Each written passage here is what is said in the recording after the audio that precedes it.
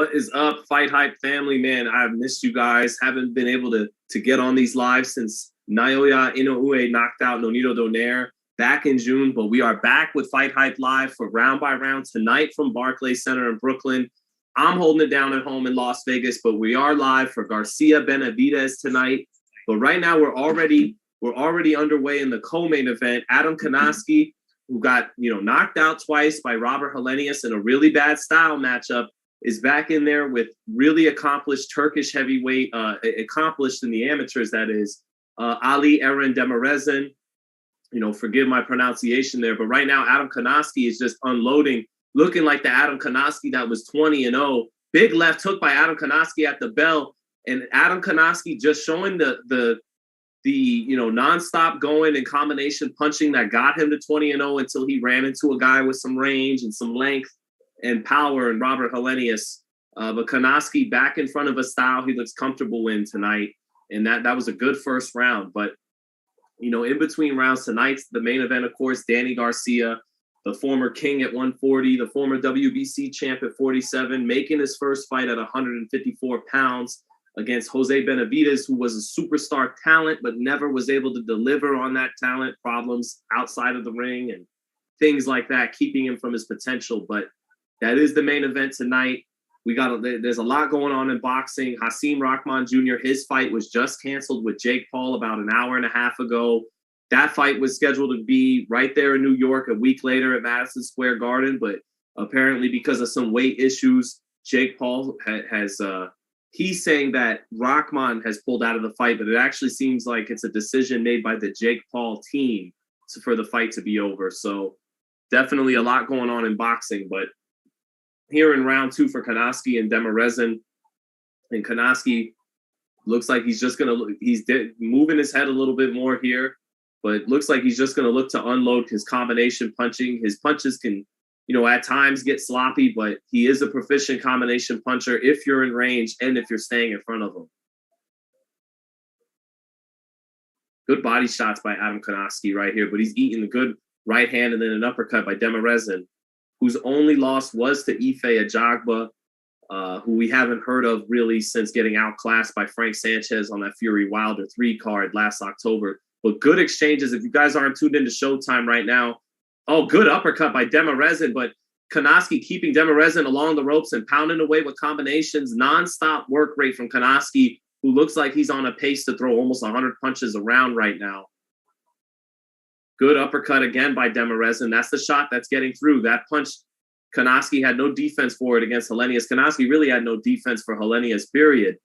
But both guys often 1, 2, 3 by Konoski, just like you work on the mitts, lands hard with the left hook. 2 body shots by Konoski, a 1-2-1 right hand, left hand to the body, 1-2 by Konoski up top. That's about a 10, 11 punch sequence by the big heavyweight, big around the midsection, not the biggest, tallest, strongest guy. Demirezin now coming back with shots, but Konoski unloading about 5 or 6 to 2, out punching him 2 or 3 to 1, trying to overwhelm Demirezin, who has landed some hard shots this round too. But Konoski's overwhelming him with the pace right now, outlanded and out punching him.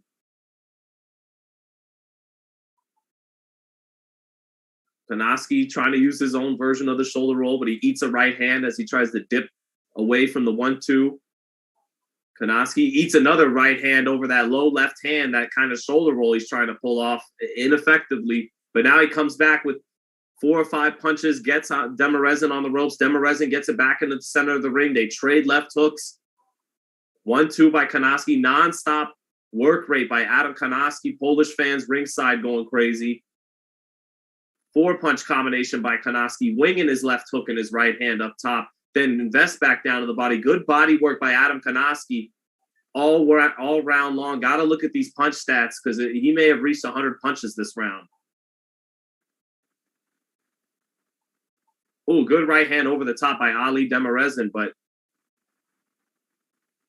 Konoski is a train that is not stopping this round. Konoski hit with a right hand again as he comes in, but 1, 2, 3, that's his favorite combo. And the left hook keeps landing on the 1, 2, 3 for Konoski. Everything's really landing. Great round.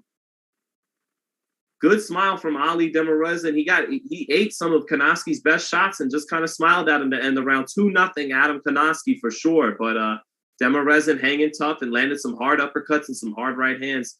Now they're talking to Jose Benavidez in the dressing room. Jose just saying his strength and conditioning coach has done a fantastic round. Oh, yeah, Ezio, who won the fight between Russell and Rancis? Yeah, that was definitely Gary Russell with the right hook.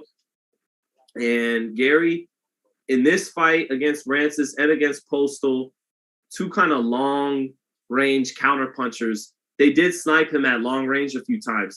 Gary Antoine Russell showed in back-to-back fights now, as he breaks into the championship kind of caliber level, that he has pressure fighter DNA.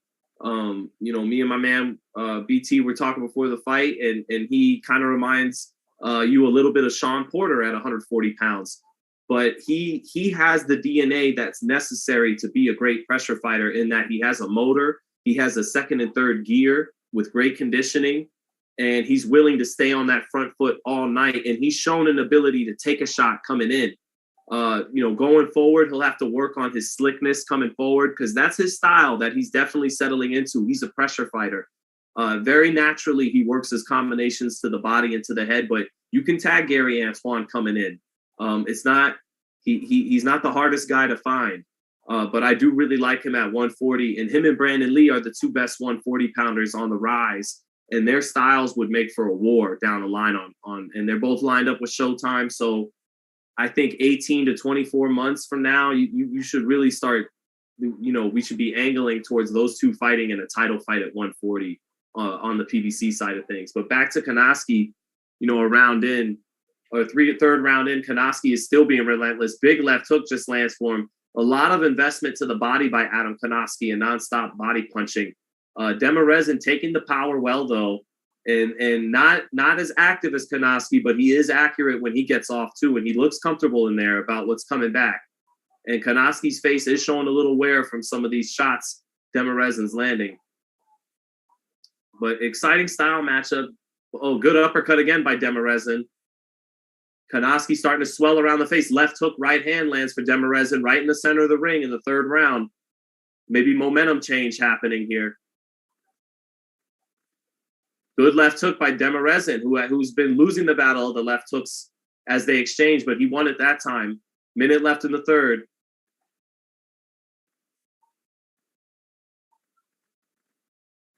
Good jab by Konoski. Hook off the jab by Konoski, but not full power on that hook off the jab. 1-2 by Konoski. Good left hook to the body. Good jab by Konoski, but Demirezin kind of walking through these shots a little bit, and he lands a hard left hook, this Demirezin.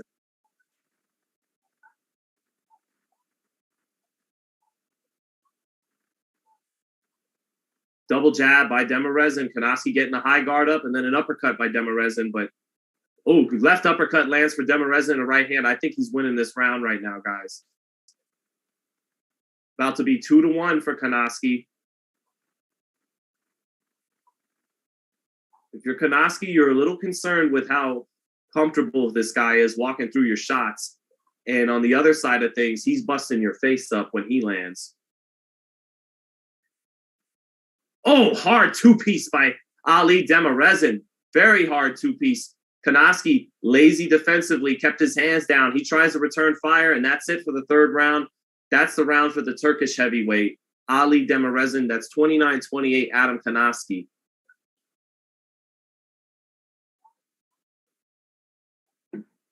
Good. Rather see Ortiz Jr. Jake Hassim canceled. Yeah, it's a shame that got canceled. And Jake Paul, master of media, understood to get out in front of that immediately to tell his side of things.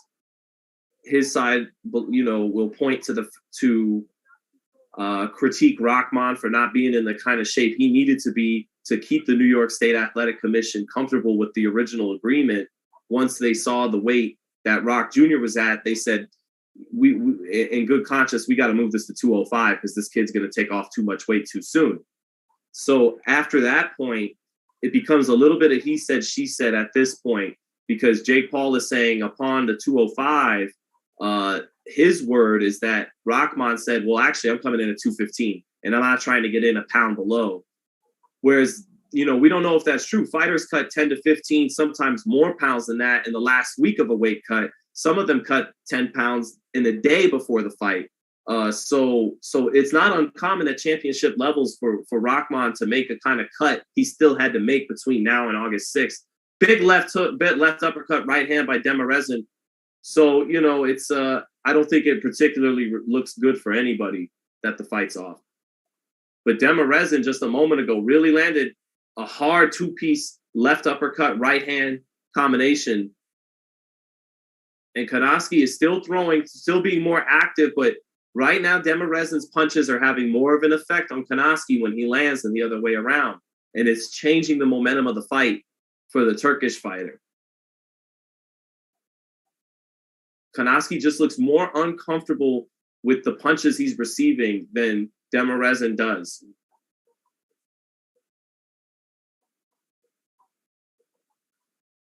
Two big boys, by far not the best physiques. You'll see good 1-2 up top by Konoski and then a 3 to the body. Konoski very proficient throwing the 1-2-3. Sometimes he'll drop the 3 to the body. Sometimes he finishes it up top, but he's landed it a lot against Ali Demirezin, but some of the steam's starting to come out of it a little bit. Again, short shot, this harder shot starting to be landed by Demirezin, who's still being outworked in the large spots here in the fourth round. Good right hand by Konoski on the inside. Konoski's starting to throw more workman-like punches on the inside, though, with less explosiveness and snap on each shot. Good left hook by Konoski on the inside. Good jab by Konoski on the inside. Right eye puffing up. Good jab again, though, by Konoski. Mid-range jab fest there by both guys. And Konoski getting the better of it. Lots of leather being landed in this fight, guys. About 30 seconds left, and Konoski has been the more active guy. He's outworked Derez. Good left hook on the inside by Konoski. I think he's winning this round in the fourth.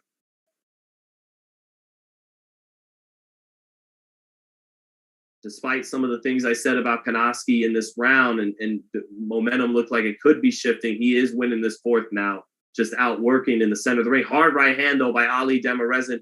The kind of fight where if I was calling every punch being thrown, guys, I'd be calling punches the whole 3 minutes because it's pretty much nonstop combination punching from Konoski and lots of offense coming back that's accurate from Demirezin. Again, Konoski looking a little worse for wear, just the facial expression and how he's holding up with his comfort in the ring. But he won that fourth round.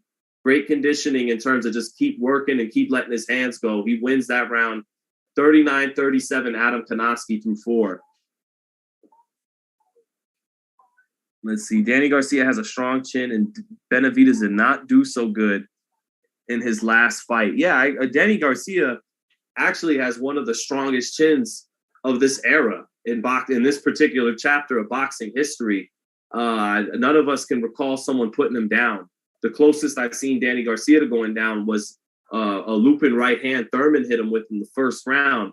That was by far the worst I'd seen Danny hurt. But outside of that right hand, I've hardly seen guys shake Danny up. I didn't see Spence, who hit him with some hard left hands and body shots, never really hurt Danny. He lumped his face up, that's for sure.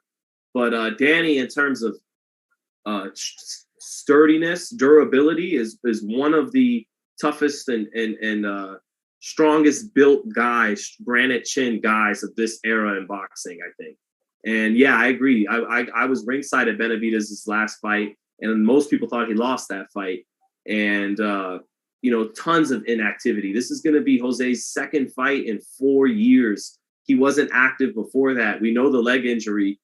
But Jose had so much talent in terms of hand speed and great reflexes. His brother has great reflexes.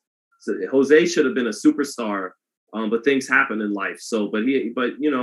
An X factor in the main event is because Jose's come up short and Danny's made so much money. You would think that Jose is going to have the edge and hunger if it comes down to will more than skill.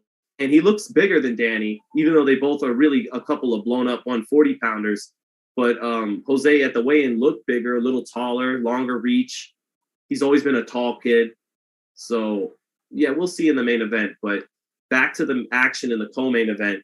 It's been nonstop leather from both Konaski and Demirezin.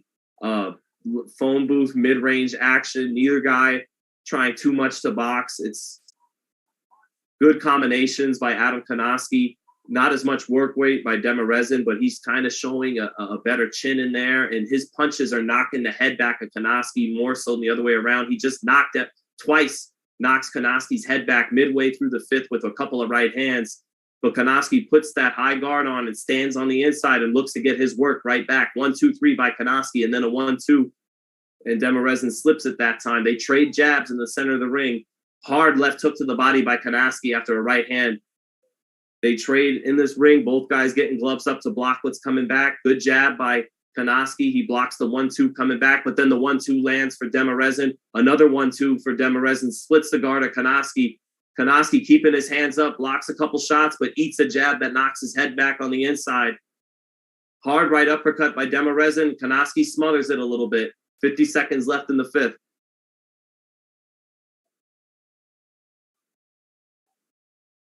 Oof. Two big boys leaning on each other on the inside. Lots of combinations. Both guys have eaten a lot of leather.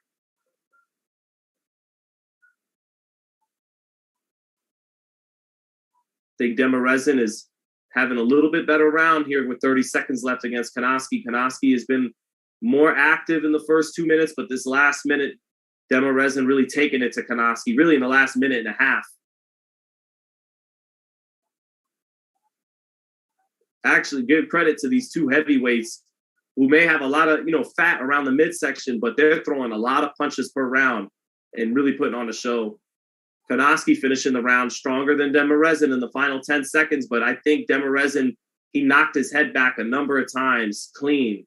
I got a 3-2 for Konaski. It's a very exciting, it's a slugfest in there. It's a slugfest. Neither guy is gonna ever sniff a world title at heavyweight, but it's a fun heavyweight slugfest in Brooklyn. Andrew G, who gonna win this decision? I got it 3-2 right now for Konaski. I see that Richard, shout out to Richard in the chat, has it 3-2 Demirezin. Andrew G, I'll update you on CompuBox once I get the numbers from Showtime. But so far through 5, Konaski's been a little busier, better gas tank, more combinations. But Demirezin takes the punches better than Konaski takes the punches. He absorbs them better. And there's been 2 rounds I scored for him where he may not have gotten off as often, but his punches just had more of an effect on his man than the other way around. Texan football, Houston, I think someone is getting knocked out. Yeah, I mean, if they keep up at this pace, or one of them will pass out from throwing so many punches. But no, yeah. We'll see, though. You would think, but sometimes these fights, in a weird way, even though both guys are receiving so much punishment, there becomes a monotony to both guys taking the punishment. They just keep absorbing it till the final bell. And I wouldn't be surprised to see this fight actually go the distance. Because even though, like I said, Konaski's not absorbing the blows as well as Demirezin, he is absorbing them. And Demirezin is really absorbing them. So, this could just be 10 rounds of this kind of sustained action. At which point, if the fight continues like this, Konaski has the crowd support and he lets his hands go a little more often, he could get the benefit of the doubt there. But we'll see. Showtime has it 48-47 Demirezin. I scored the 4th for Konaski. Showtime scored the 4th for Demirezin. Close round. Demirezin is off to winning the 6th in the first minute. Konaski lets his hands go just as I say that, but Konaski looking a little tired in there. Both guys a little tired in there. Good body shot by Konaski and a good little left hook up top after the body shot. Not as much steam on it. Right hand, short right hand lands for Demirezin. And again, when Konaski's getting hit with these right hands, his head's really getting picked up, but he's landing more often. Good right hand by Konaski. Konaski's dipping his head around a little bit on the inside, getting away from some punches with his head movement in the 6th. Konaski pulling away from the right hand on the ropes, gets away from it, but eats a couple of left hands after that. Demirezin gets his hands up to block that 1-2. Comes back with a right hand that knocks Konoski's chin around just a little bit. Konoski coming back to the body, but a little right uppercut by Demirezin.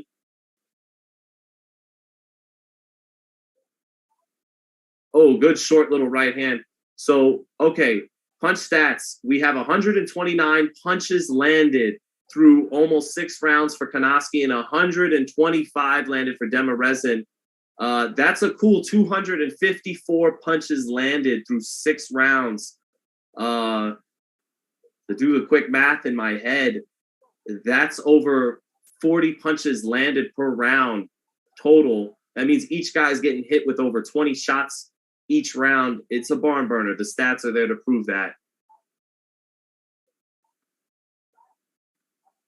When there's not a whole lot to choose from, as both guys are exchanging here in the middle of the 6th, Konoski's work rate could sway some judges, or they could be just paying attention to the little bit cleaner work by Demirezin, who is landing the cleaner shot. Hard shot by Demirezin seemed to shake Konoski, but Konoski actually shakes Demirezin back. Demirezin is shooken up at the bell.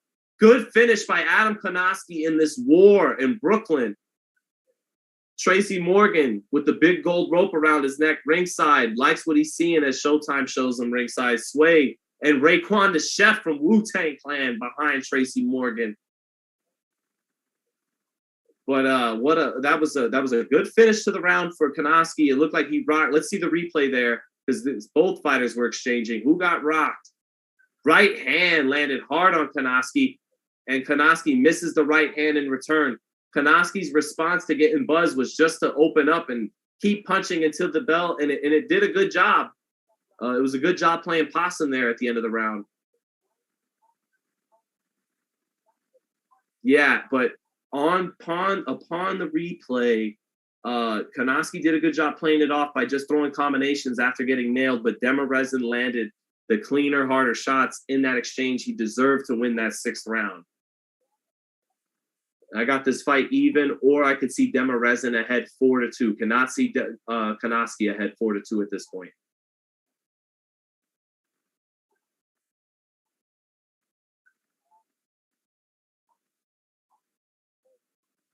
It's been will against will, both guys eating the other guy's best punches.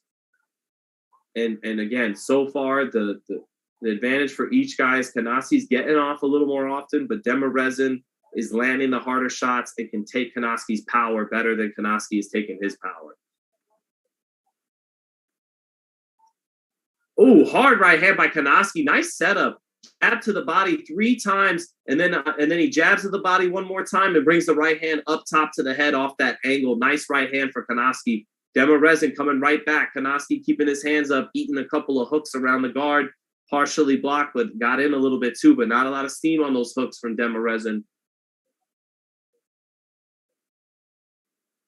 Good jab to the body by Konoski this round. Good jab again to the body by Konoski, but he eats a straight right hand over that jab to the body. Demirezin, thank you, Mauro Ranallo. That's how I should be saying his name.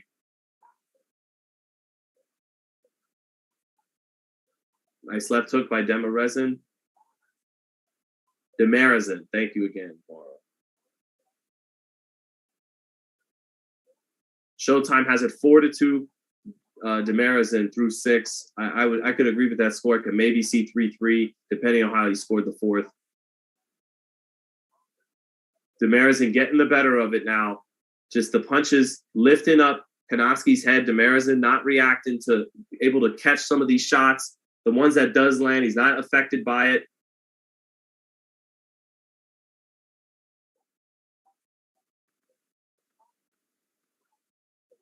Yeah, it has been a good jab to the body by Adam Konoski this round, but Demirezin with the advantage, gets him on the ropes. Good left hook to the body by Konoski with his back on the ropes. Now he tries the jab off the ropes, slips a left hook from Demirezin.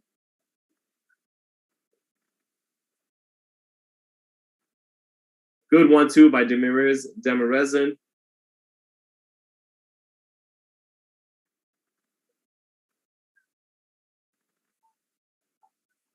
.25 seconds left. Both guys just, again, exchanging punches in the center of the ring most of this fight.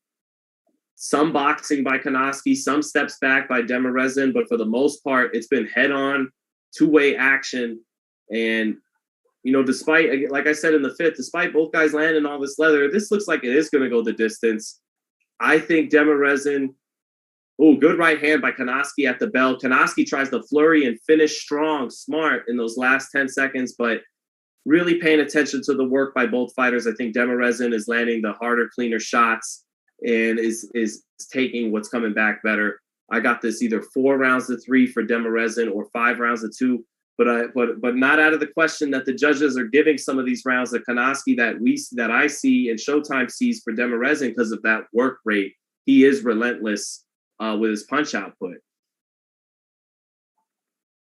Chat always goes into roast mode. Let's see. My man's looking like the insurance caveman. That 70 show. See, that 70 show isn't roasting me, though. Ashton Kutcher had his prime where the ladies thought he looked good. I'll take the 70 show. The caveman is roast session, especially when you see my forehead. And I really got like that caveman forehead from the Geico commercials. So have at the roast sesh. But can you imagine Jose probably spars his brother David with so many fighters appear to avoid his power is real. Sparring's a great advantage for Jose. Yeah, I mean, that's not going to be the difference between him winning or losing the fight. And his brother can only let go of his shots what's so hard on a guy smaller than him like that. All right, back to the action in the 8th. Again, I think Demirezin is a little ahead in this fight. Link to the live fight, Young Game. It's on Showtime. If you have Showtime, just tune in. If not, you know, I got you for this live round by round. Round 8 of Konoski Demirezin. I think Demirezin's a little ahead in this fight, but I wouldn't be totally comfortable in his corner thinking we're ahead because Konoski's work rate can sometimes sway the judges in a close competitive fight.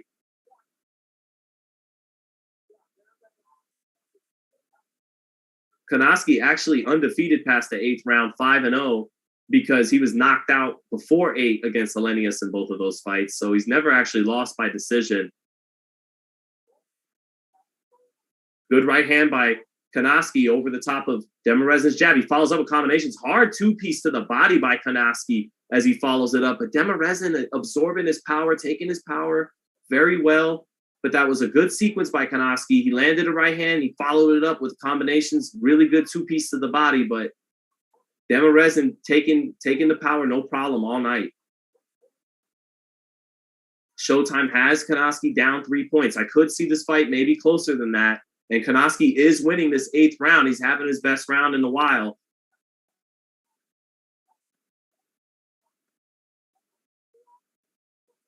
Good exchange by both guys. Right hand knocks Konoski's head up. Demirezin getting in straight punches through the center. Konoski eating a combination. The right hand finishes it. And get that right hand, every time it lands, it lifts his heads up for the judges to see it.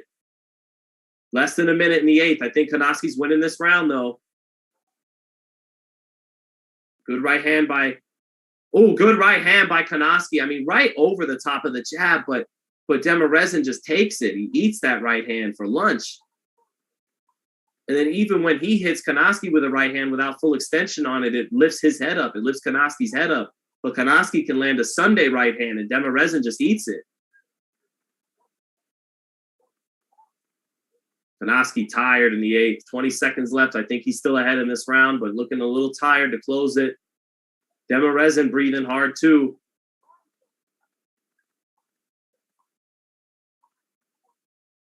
Ten seconds left. Konoski finishes to the body. Again to the body. 1-2 up top. Konoski letting his hands go at the end of all these rounds, and that could help him on the card should we get there. 2 rounds left.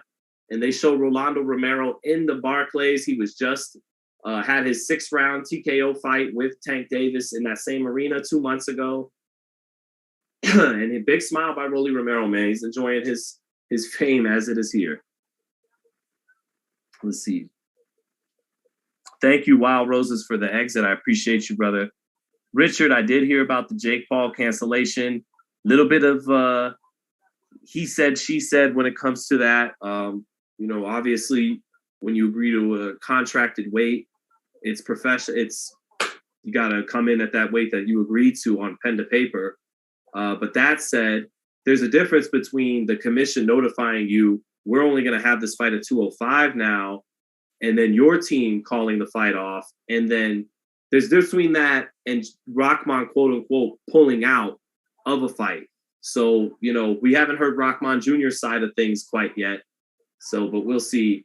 Round 9 back in Adam Konoski versus Ali Eren Demirezen, one of the most accomplished Turkish heavyweights of all time in terms of talking about the amateur system. He is ahead right now. Good body shot by Demirezen with Konoski along the ropes. Konoski's let a lot of punches go. Does he have anything left in these last two? He's starting the 9th round fatigued with his hands on the ropes, not returning too much fire. Good left hook by Konoski, though. Another little left hook, right hand to the body, left hook, uppercut lands for Demirezen. Konoski fighting hard off the ropes, showing the big heart he always does. He's a tough, pudgy guy from Poland that lives and trains in Brooklyn. He's a bruiser. He's gonna get lit up. He's gonna get hit, but you can't question Adam Konoski's heart. He's all heart. And he is a proficient combination puncher. Good right hand, left hook by Demirezen, not full steam on it. Konoski laying on the ropes. I think Konoski, again, threw a lot of punches those first 8 rounds. There's a lot of punches for any fighter to throw, especially a nice round heavyweight like himself. He could be gassed and not have too much left in these last 2, but good double jab right hand for Konoski off the ropes. Halfway through the round, I think Demirezen's a little ahead. Right hand knocks Konoski's head back on the ropes. Good left uppercut by Demirezen and a right hand following it, swelling around Konoski's eyes. Konoski still languishing on the ropes a little bit here. Right uppercut lands for Demirezen. Another uppercut after a body shot to set it up for Demirezen. Good jab to the body by Konoski. Another good jab to the body, but no power punches off the ropes here. Minute left, and by far the least amount of energy we've seen from Konoski in the 9th. Hard right uppercut lifts his head up too, and a right hand. Demirezen having a big round in the 9th.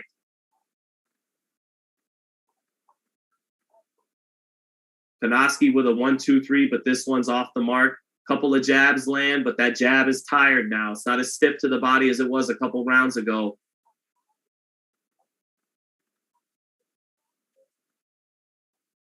Good left uppercut, right hand down the middle by Demirezen. That's been his combination for a lot of the fight. Left uppercut, right hand down the middle. Left uppercut, right hand down the middle again for Demirezen. Konoski showing lots of heart. Both guys showing, you know, for this fight, good chins and good heart. They both have eaten tons of leather. They're set in CompuBox numbers you will very rarely see in a fight, period, but very rarely in a heavyweight fight. They're doing their version of David Tua versus Ike Abeabuchi in there tonight. That round, 9th round, over Ali Eren Demirezen.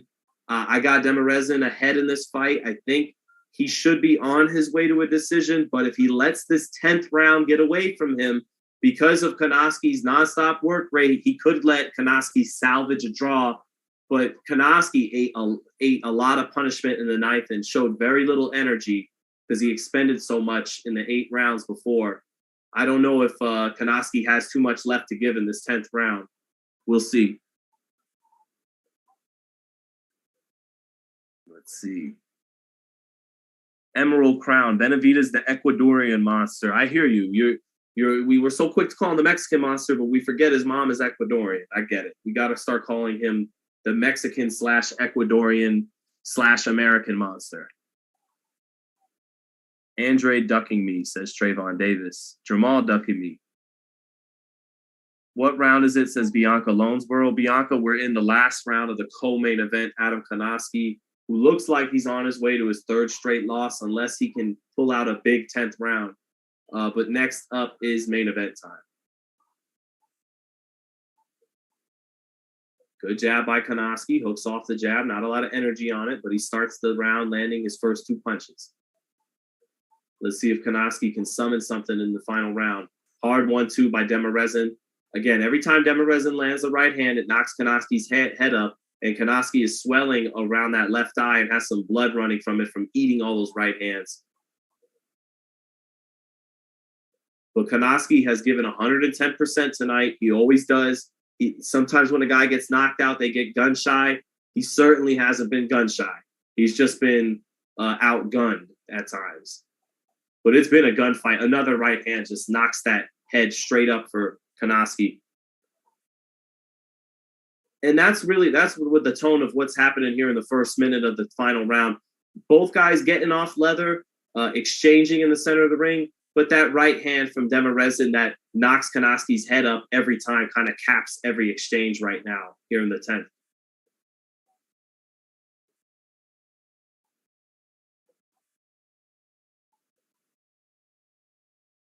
Good right hand by Demirezin again. Konoski, relentless, keeps letting go. Blood coming from that left eye from all the right hands he's eaten.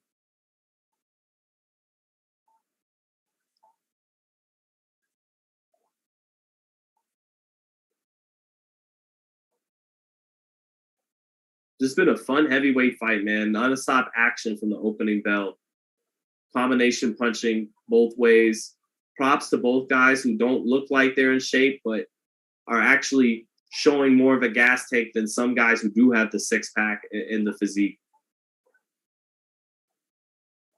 Although when you're not missing too many of your shots, you don't lose as much energy. And Konoski, big rally by Konoski. Less than a minute left in the 10th. Big rally by Konoski. Demirezin, a little buzz from the combination punching of Konoski, who's able to shoot some right hands in as he just is taking his final shots here, letting everything hang out in the final round. He needs this round. Fighting for his career, really. If he wants to fight on a televised card again, he's got to pull this fight out. Demirezin comes back with a right hand now that backs up Konoski up. Konoski hands up, keeps him on the ropes. The ref breaking the two apart for a minute. 25 seconds left. It's been a close round. Konoski's shown a little more desire to take this round. He's had his foot on the pedal more than Demirezin. But in the first minute of the round, he did eat a lot of right hands that knocked his hand up. But that was a big rally, a big sequence with him in the second minute of the 10th. 10 seconds left. Both guys emptying the tank. Konoski looks like he may have done enough to pull this round out. I think he may have, although it was still another close round. Close fight. I think Demirezin won that fight. Showtime thinks Demirezin won that fight. It was a competitive fight throughout. Konoski won those first two rounds, but Demirezin just able to absorb Konoski's power. And Konoski, when he was hit flush, every time his body would react, that head would snap up, and that's always what gets judges and the crowd's attention. We'll see what the judges had it. I wouldn't be shocked at a draw, but there's no way Konoski won this fight.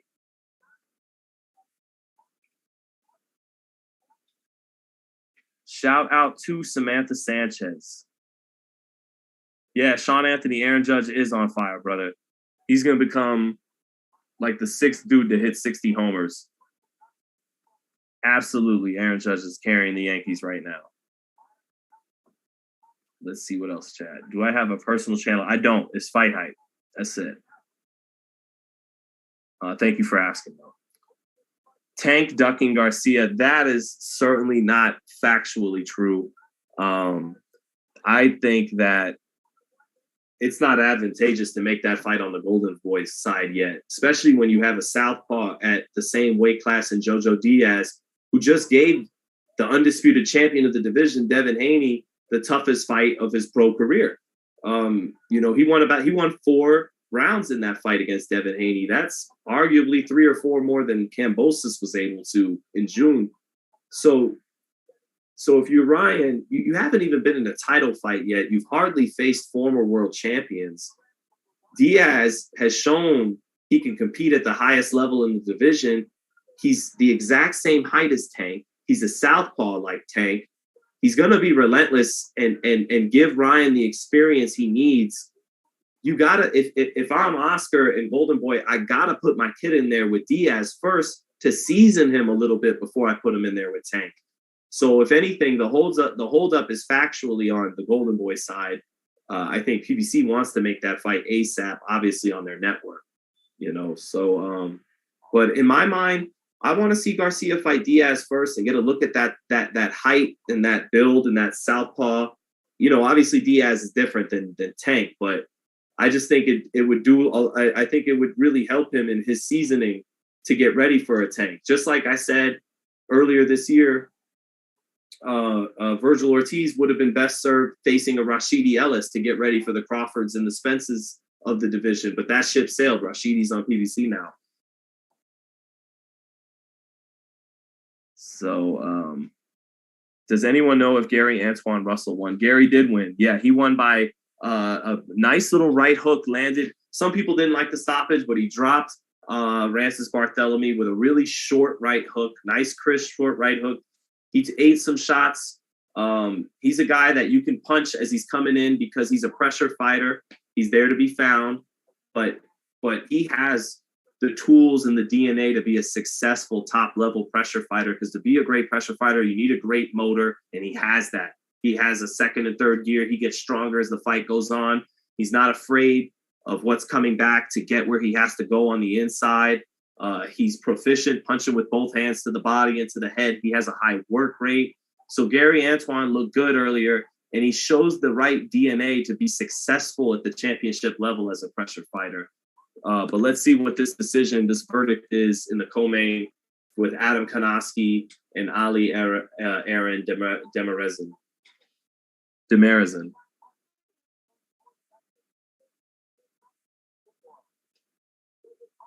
96-94. And 2 scores of 97-93. This is probably going to be for Demirezen.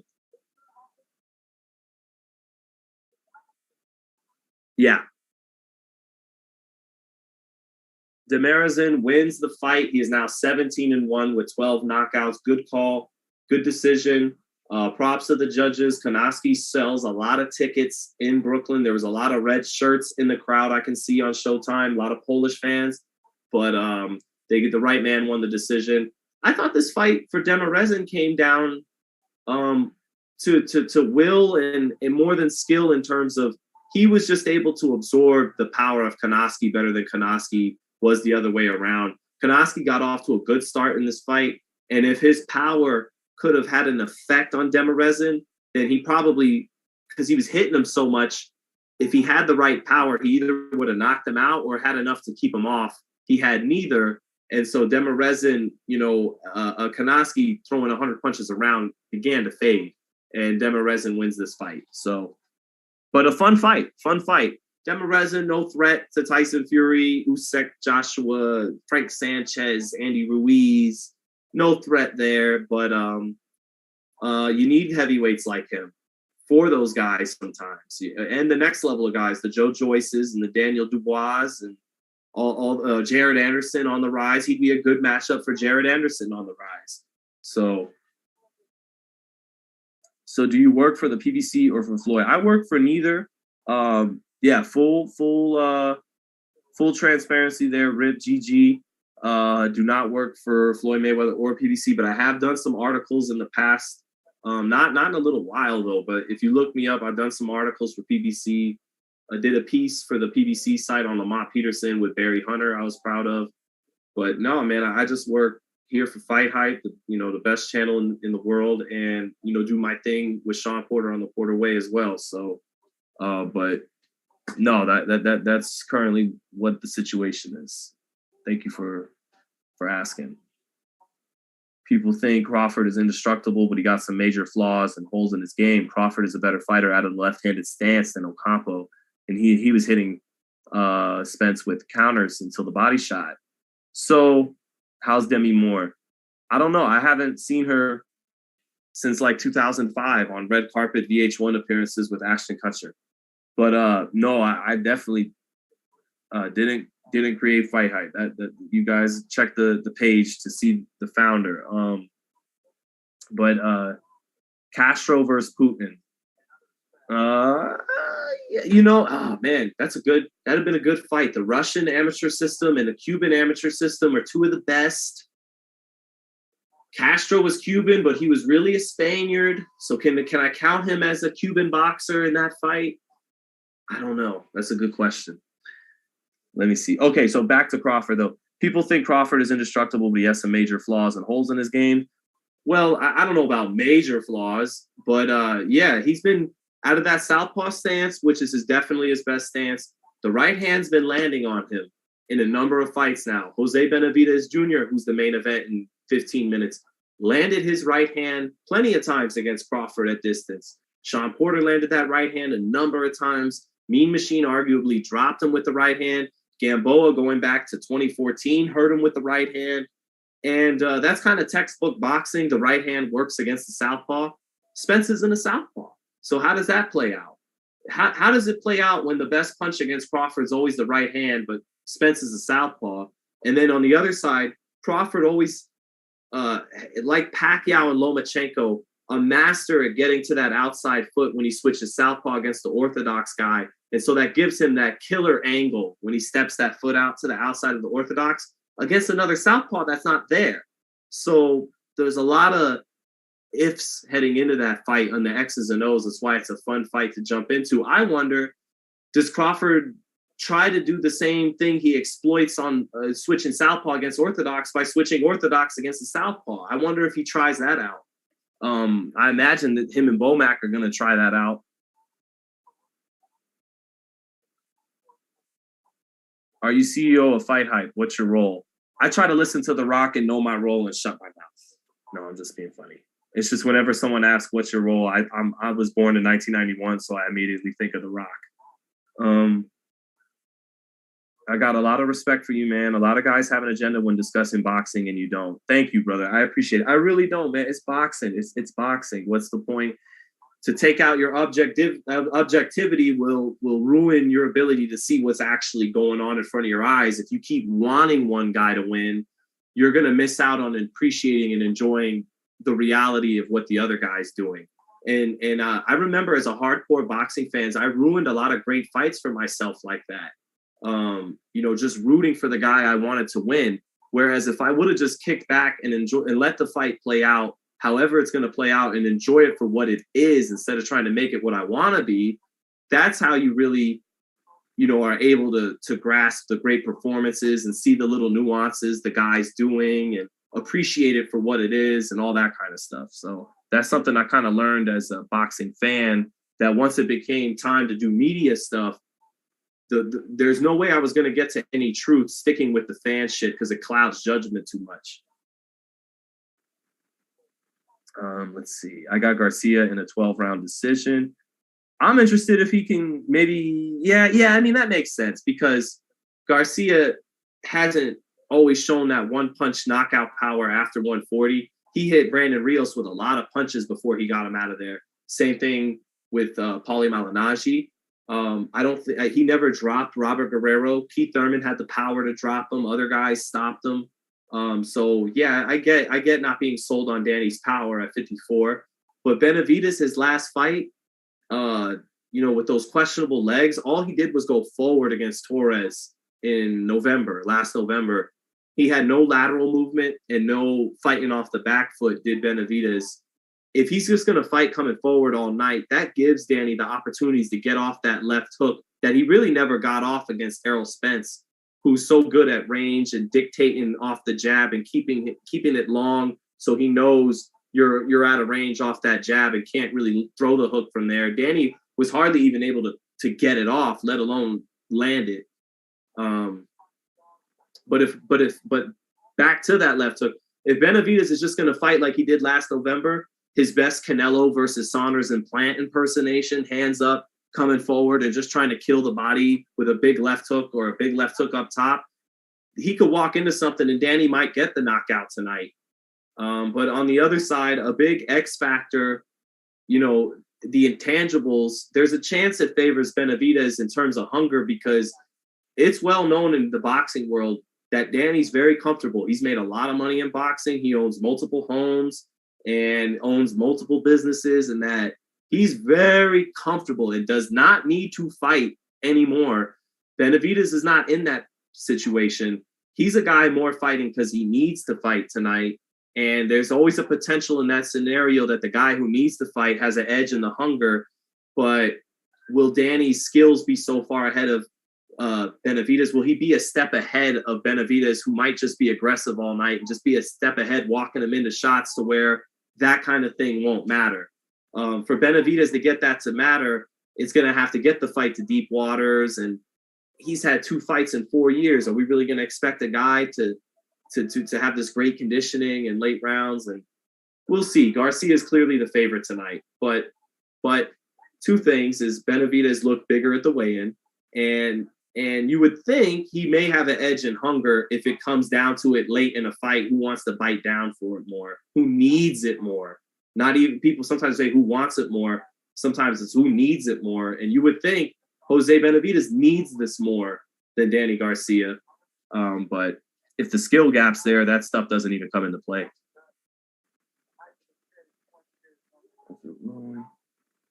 How did you not laugh at Rolly while he was talking all that rap when he was training for Tank? I was laughing many times quietly behind the camera. I had to keep my mouth shut because I didn't want to be unprofessional. But no, that shit was hilarious. Those are some of my favorite interviews I've ever done.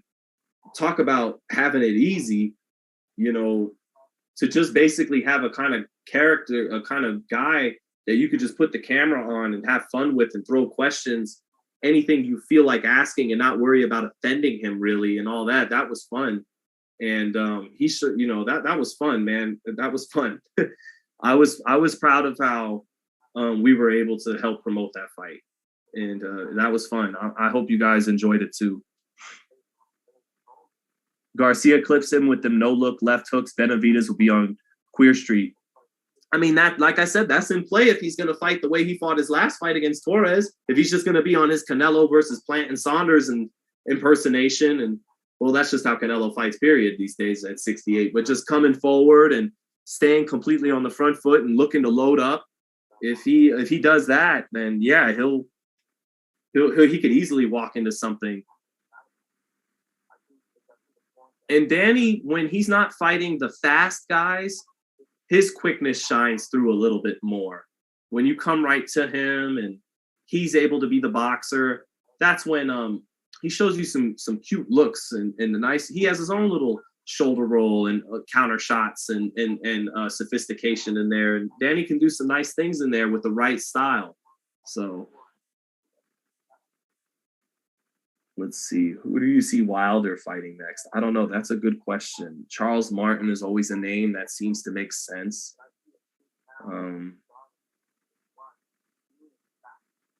Let's see. If Garcia wins, who do you think is next? He's too. I mean, him and Fundora. Fundora is just too big. Maybe he just gets right into a Charlo fight because it is a business at the end of the day. And Zoo has a name with his father and the Australian following. Fundora is building a following with the Latino market here in America. But Danny and Thurman, 2 guys moving up. Thurman hasn't moved up, but you know, if Thurman ever moved up before, these are the guys who kind of already have a ready-made name for Charlo at 54. So there's always a chance they say, let's just get him right to the Charlo fight at 54 after this. I don't like the Tony Harrison fight for him. That's another name in this division he could get. Maybe he could fight J-Rock in an all-Philly fight, but J-Rock hasn't won a meaningful fight in a while now. Tony Harrison's a bad style because Tony's a long range, very long arms, very big in terms of height, super welterweight. And Danny's going to have to cut the ring off, and that's just never been what Danny does. Danny's feet are not the fastest. He's not going to put the pressure on, really. He's better if you stay in range with him. That's where Danny can do his thing. But if you're making him cut the range, cut the distance, you're not going to get a lot of punches from Danny because Danny, he likes to be in position when he throws. Let's see. Did Keith Thurman retire? He hasn't been seen at fights or interviews. It's true. We haven't heard from Keith since he had a solid performance in February against Barrios. And that's unfortunate because that wasn't prime vintage Keith Thurman we saw in February, but it was a little bit more savvy veteran Keith Thurman, who I think it was a building blocks performance. He should be in the ring this month or next month with, you know, if he could have got 3 fights in this year, I think we would have had a prime vintage Thurman ready to go for 2023, but that's just, it's hard to get dates in the sport. Nobody's fighting more than twice a year in boxing on any of these networks at the championship level. You know, it is what it is. But it's disappointing because it was the kind of performance where you could build off of it. It wasn't the kind of performance where if you duplicate it and bring it into the ring 12 months later, you're ready for the elite. It was a good step one. And then a fight against another guy like a Stanionis or Ugas would have been a beautiful step two. And then he's ready for the big fights next year. But Thurman would be a great commentator. Thurman has a great personality in general, not just about boxing, but he's a natural philosopher. He's a natural extrovert who can pontificate and all those things. Thurman would do great in commentary. Thurman's, you know, kind of one of the coolest fucking dudes you could talk to in boxing just to have a conversation with. He's a cool guy. Maybe despite being a unified champion at one point, the king at welterweight never quite got the most out of his talent, because I think talent-wise, you could argue he had more explosiveness and gifts than Crawford or Spence at 47. So here comes Jose Benavidez now, walking to the ring with kind of the eyes wide shut mask on.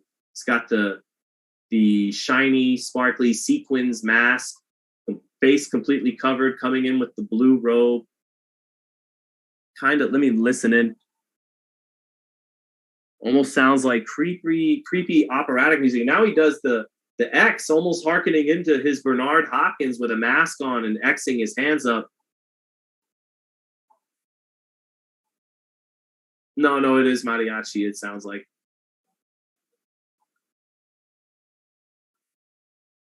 Yeah, but Jose Benavidez coming to the ring. If you want to know what kind of superstar talent this guy had, and there's no denying he had it, go back and watch the sparring sessions with Manny Pacquiao. His hand speed was on Pacquiao's level at Pacquiao's peak. He had a natural reflexes to him, ability to slip punches, had a lot of talent, and things went left in his life.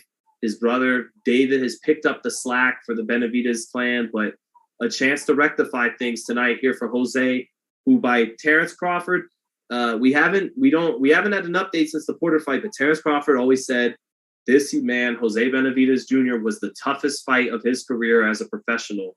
So that tells you, despite being shot in the leg, kind of quote unquote fighting on one leg against Crawford with a lot of inactivity, and he still took arguably the best fighter in the world a hard 12 rounds. Who else do you know is going to fight with their hands at their waist against Terrence Crawford at their waist, taunt them, stick their chin out, and still get the right hand off and land it at times?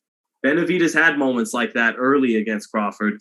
So, you know, he is a guy that has had a lot of talent in his life, but you wonder, you know, with the inactivity, the injuries, if some of that speed and talent has eroded. It looked like he didn't have the hand speed in his first fight at 54 that he had at 40 and 47.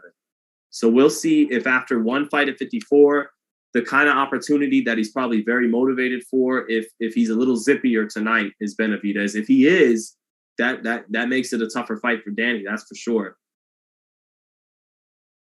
So here comes Danny Garcia now, the former unified super lightweight champion, former WBC welterweight champion, coming in, still fresh-faced.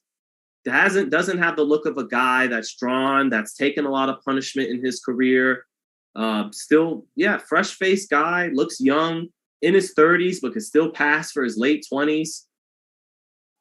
Very much a chill guy, a happy guy, a guy who's had a very good career, made some of the best checks in boxing, you know, outside of that Canelo Mayweather level. He's been a guy who's carved out a hell of a living for himself, a good career.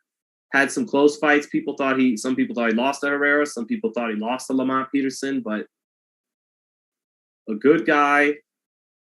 When you go down the lineage of 140 pounds, the history of the weight class, you can't go down it without including Danny Garcia as one of the kings. And here he is in the ring now.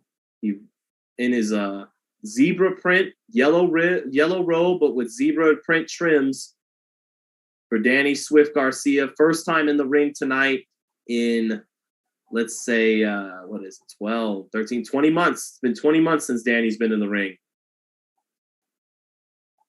where he held his own against Errol Spence, lost a wide decision but never was really hurt in that fight and held his own.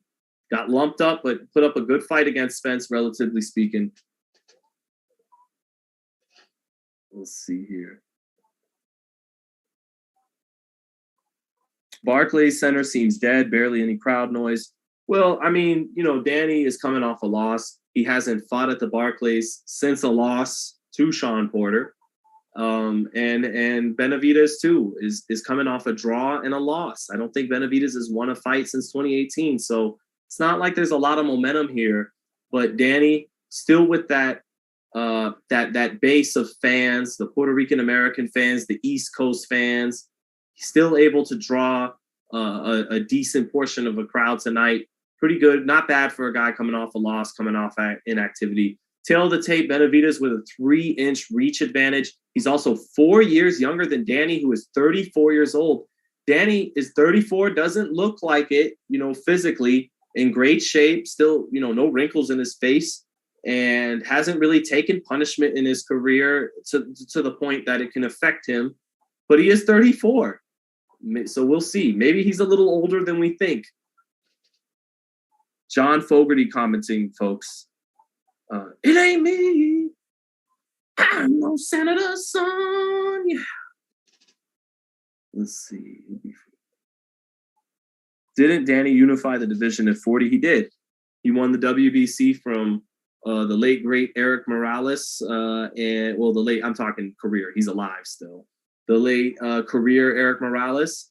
And then unified it by knocking out Khan in a fight I'll never forget, because Khan was winning the first 3 or 4 rounds, and I kept screaming to my friend Deontay, who was watching the fight with me. I go, if he keeps fucking punching 6, 7, 8 punch combinations, he's going to get fucking clipped and knocked out. And then the 4th round comes, Khan's winning, but he's eating too much food at the plate. He's landing the 1-2, and then he's staying there for 4, 5, 6, 7, boom! And he stays there too long, and he eats the left hook, and I'm yelling, I fucking knew it! So I'll always remember Danny getting that knockout like it was yesterday.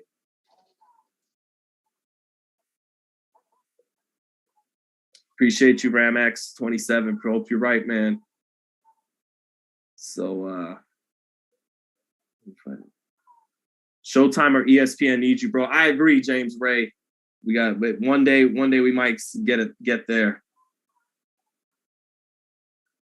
Let's see.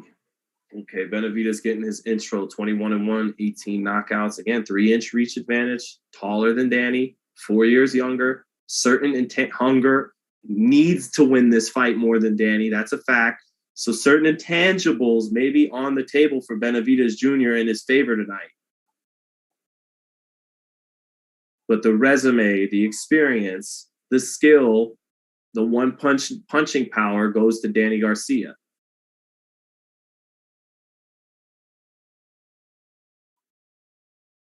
Danny looking solid at 54, a little blown up. Both guys look blown up. You guys who love your boxing, you know that phrase: a blown up middleweight, a blown up welterweight. These guys ain't super welterweights. You can see it just looking at their bodies. They are blown up welterweights, super lightweights. So who do I got winning? I got to go with Danny because I think, Jose, his lack of lateral movement, fighting off the back foot. If he fights one-dimensional, that should allow Danny the opportunities to get off his best shots, his big left hook. He has a solid right hand, too. So we'll see. The punch that rocked the world and shook the universe was when Tarver landed that right on Roy. It was a left on Roy, but you are 100% right. That was like the Twilight Zone. Like, what has happened to Roy? It was pretty surreal that night in 2004 when Roy got knocked out. A lot of boxing fans will tell you they were fucked up. They were shocked. But I think me now as a man watching boxing, I wouldn't have been as surprised because of what happened in the first fight. I'm sure there were really boxing savvy people who weren't surprised that Tarver put him out. Really tough style for Roy. All right, here we go. Round 1 set to take off now. And we're off. Round 1, Barclays Center, Benavidez versus Danny Garcia in a matchup of a Mexican-American, Puerto Rican-American, not Mexico versus Puerto Rico, but Mexican-American versus Puerto Rican-American tonight. 20 seconds in, Danny Garcia's getting in his jab, but both guys, solid defense, parrying the other guy's jab. Nice jab to the body by Danny Garcia, starting in the center of the ring. Benavidez looks a little bigger. Benavidez staying in front of Danny early. Danny just off with a right hand off the jab. Danny almost landed that right hand.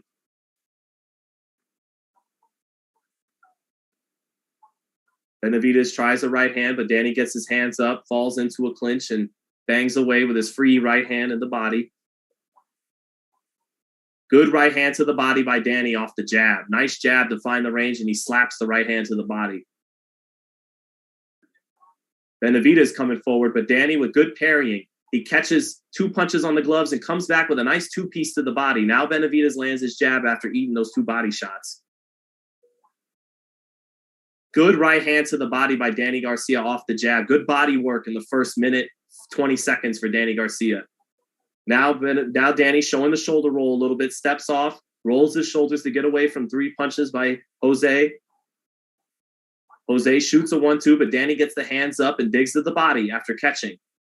Now a left hook to the body by Benavidez and a jab by Benavidez up top lands, but a double jab by Garcia. Hard jab to the body off that double jab by Danny Garcia in the center of the ring.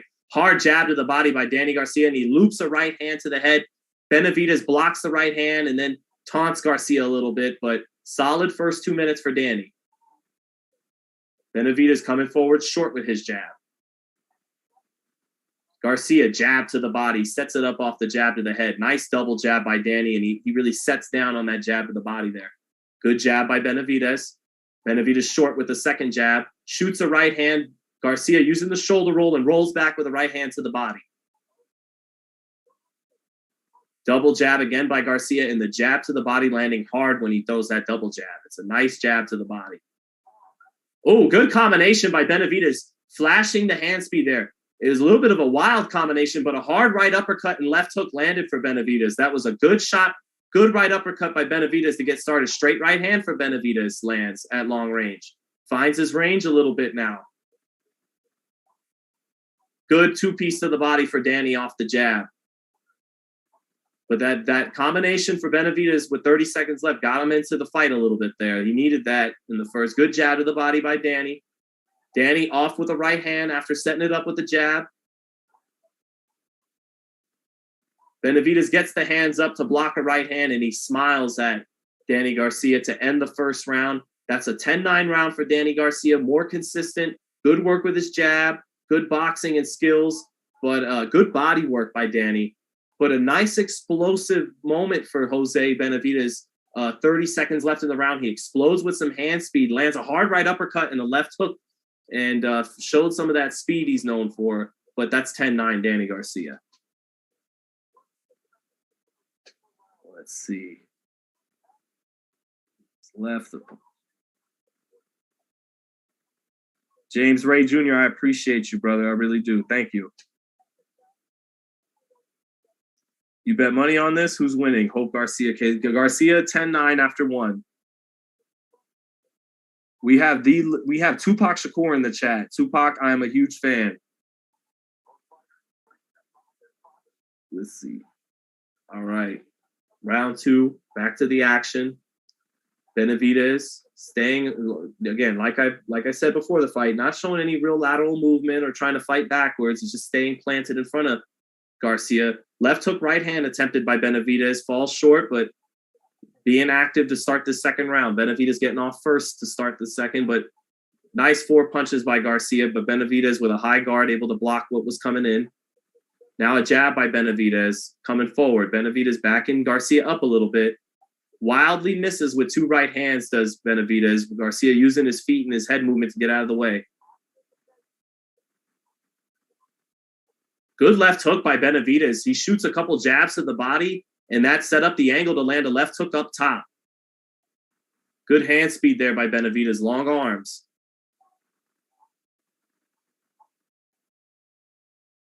Garcia with the jab to the body. Jabs up top just to make Benavidez put his hands up, and then he sticks it to the body after that. Left hook, right hand, trying to sweep the guard of Benavidez. Benavidez holds his hands to say that doesn't land. Garcia shoots an uppercut. Benavidez sees that coming, staying on the front foot. Benavidez gripping his trunks, puts his hands back up at his temples now. Left uppercut for Danny, just off. Good jab by Garcia. Garcia got away from Benavidez's jab and made him catch a jab in return. Double jab by Garcia, but Benavidez blocking those. Garcia blocking the jab right back. Good parrying there by both guys. Double jab by Danny, and that jab to the body lands. It's been one of his best punches early on in this fight. Another jab to the body by Danny, and he shoots a right hand over the top off that jab to the body. Benavidez getting his hands up to block it, but it gets through a little bit. Benavidez not letting his hands go enough here. Good jab by Benavidez. Lifts Garcia's head up. Benavidez staying on the front foot. Good body shot by Garcia. He measured with his jab and saw the counter, the right hand by Benavidez coming, and he shoulder rolled it and landed a hard right hand to the body. Good skills by Danny Garcia there. Ooh, Garcia tries to do the same move, but not quite got away from the right hand that time. He ate a little bit of it as he pulled away from it. Nice jab to the body by Danny. Jab up top by Benavidez in return. Jab to the triple jab by Danny. The jab to the body gets in a little bit. Straight right to the body by Danny. Benavidez tries to counter with a left hook. Good body shots by Danny with 5 seconds left. Danny shooting that jab from his hip. Goes again to the body. Danny leaving his chin out there sometimes and relying on, his reflexes and his shoulder, not tucking the chin all the time, but getting away with it, showing some good reflexes and timing there for Danny. 2-zip Danny Garcia, 20-18. Sex bots are here, says Richard. Please leave sex bots. This is a wholesome round by round. We're not here for all that. Let's see. Pac says, hell yeah, I came back from the death to watch this fight. Check out the fight. Danny's chin is gold, so don't worry. Right, Ruben, right. So, he's leaving that chin out there when he does that. But I don't know if he's too worried about what's coming back.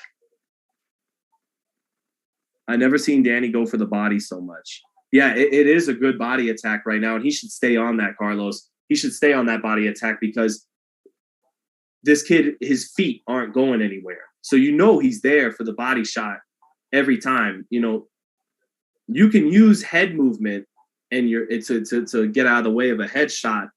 The head moves, but the body doesn't. So if his feet ain't moving, and then the body's a sitting target for Danny, who's just got to be smart and pick his spots there and is being smart. I love the double jab from Danny tonight, double, triple it up. And a lot of times he's just booby trapping Benavidez into putting that high guard on just so he could stick it into his belly. There it is again, triple jab by Danny. Didn't throw any of it to the body, but just probed it up the middle. Then now Danny using a little movement, moving laterally. Oh, good body shot by Benavidez. He misses the 1-2, but the body shot got in. Right hand lands for Benavidez. Straight right lands to the head. You could see Garcia didn't like that body shot. Best shot of the fight for Jose. Garcia looked a little uncomfortable from that body shot. He ate a right hand right after. Now Danny's smiling, smirking in there. Sometimes that means you felt it. Good right hand for Danny as Jose's trying to press that advantage and follow up on it. He walked into a right hand and got a little loose with his punches there. Good jab to the body by Danny Garcia. That'll keep Jose off a little bit there. Benavidez doing some taunting that he's known for, sticking his tongue out, shaking his head no when punches come back his way. Now he drops his hand and says no, but he's not active enough. Benavidez not active enough in doing that. But shit got a little real for Danny there, who was having his way. Good body shot by Danny. That right hand off the body, off the jab is doing it for Danny. He's shooting a jab to the body, then he's throwing the right hook to the body, off the jab to the head. Left hook landed for Danny. Left hook landed for Danny. It didn't land flush, but Jose did walk into it a little bit there. Left hook for Danny lands up top. Jose had his hand up, but you could hear the thud on it, and the right hand to the body got in after that. Jose's talking in there, saying something along the lines of that wasn't shit, but you're losing the round now, Jose, after having a decent start by hurting him to the body. Nothing to follow it up since. Good jab to the body by Garcia. Taking that punch there all night. Taking what the defense gives him sometimes. Left uppercut for Danny, and he shoots a right hand, a left hook after it. Left uppercut got in clean. Benavidez able to block the 2 punches after. Hard 2-piece to the body by Danny Garcia off the jab to find his range. That was a hard right hand, left hook to the body by Danny Garcia. Benavidez coming forward, flailing a little bit with those punches in the last 10 seconds, wildly off the mark. 3-0 Danny Garcia. You know, apart from a left hook to the body about a minute into the round, and then he shot a nice right hand that lifted Danny's head up. That was it. Outside of that, it was Danny Garcia's round. Better boxing skills, good jab, good little side-to-side movement, economical with it, not too much, not up on his bike, and good body work by Danny. Here's the replay by Showtime. You can see the right hand got in on Danny.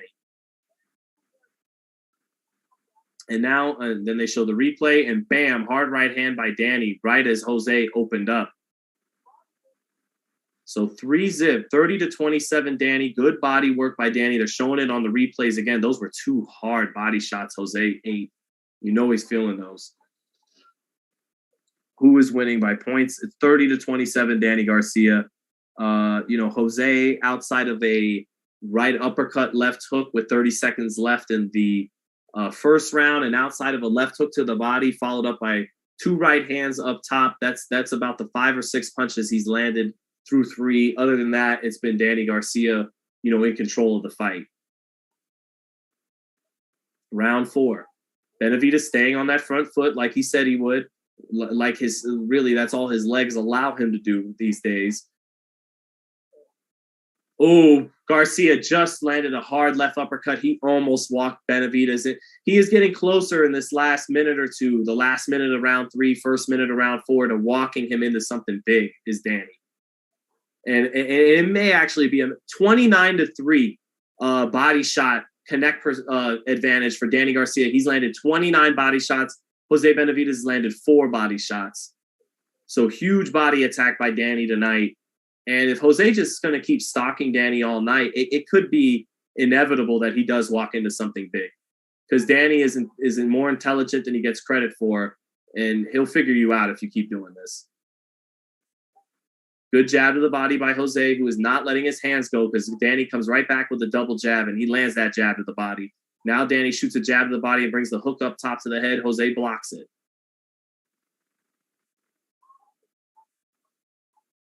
Danny, good head movement, and throws the right hand off of his head movement and then steps out to the side. Now Danny Danny trying to catch what's coming back and just shoot to the body. Catch and shoot. Oh, hard right hand by Danny Garcia off the jab. Beautiful setup. Jose Benavidez pulls his hands out to say that wasn't nothing, but you could hear the thump on that right hand. And if Benavidez is going to keep eating shots like that, he'll get stopped. Good right hand to the body by Benavidez, giving Danny Garcia his own medicine there.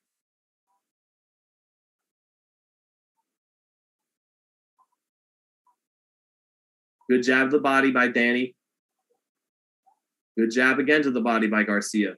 Big miss by Garcia. Garcia tried to load up on a right hand. He missed, and Benavidez counters him with 2 right hands. Left hook gets in for Benavidez there. Left hook. Benavidez misses the right hand, but that left hook had speed on it right behind it, and Danny got nailed by it. Jab lands for Benavidez. Benavidez getting in some work here in the 4th. Hard right hand to the body by Danny as he makes Benavidez put his hands up.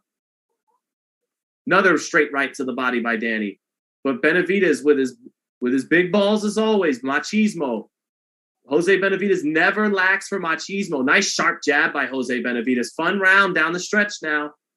Both guys opening up. Oh, Benavidez puts his hands at his side and goes, woo, to Danny Garcia. Nice right hand to the body by Garcia. Benavidez blocks the left hook to the head. Garcia, maybe, if facial expressions told a story, Benavidez, despite losing 4 rounds to nothing right now, is a little more the confident guy. That was a competitive fourth round. That was a good I thought Benavidez had a better final minutes of that fourth than Danny did. I don't know if it was enough to win him the round, however. But that was the closest round to score so far, that fourth round. I could see a 4-zip Danny or maybe 3-1 if you were looking for a round to give Jose. Yeah, Jose too busy posturing. I agree, Richard. Drake Bell loves boxing. I didn't know he did, but some people say I do look like a prime Drake Bell. I don't think I look like Drake Bell these days. We got to at least give me the credit of a prime Nickelodeon Drake Bell. I don't want to be a washed up Drake Bell at least. So yeah, heading into round 5. Ding, ding. Round 5. Here we are. Again, Benavidez, no lateral movement tonight. No real backwards steps. His mobility limited. But he's been tough and he's been completely game. And he's shown a good chin tonight. He's eaten some good shots. He's eaten more body shots than he has head shots. He's already eaten about 50 body shots, 20 or so jabs to the body, some hard right hands to the body, and left hooks. Just as I say that, another jab to the body lands for Danny here in the 5th. Right hand to the body for Garcia, but Benavidez blocks the head punches coming after that. Again, a lot of posturing from Benavidez right now, like you saw in the second half of the Crawford fight. Now Benavidez unloads with some body shots, lands it. Garcia taunts Benavidez, kind of making fun of the way Benavidez punches, and Benavidez comes back with combinations, and Garcia eats a jab, 2 jabs, but gets out of the way of the punches after the jab. Garcia taunting, giving Benavidez some of his own taunting medicine right now. Jab to the body by Garcia off the double jab. Jab to the body by Benavidez.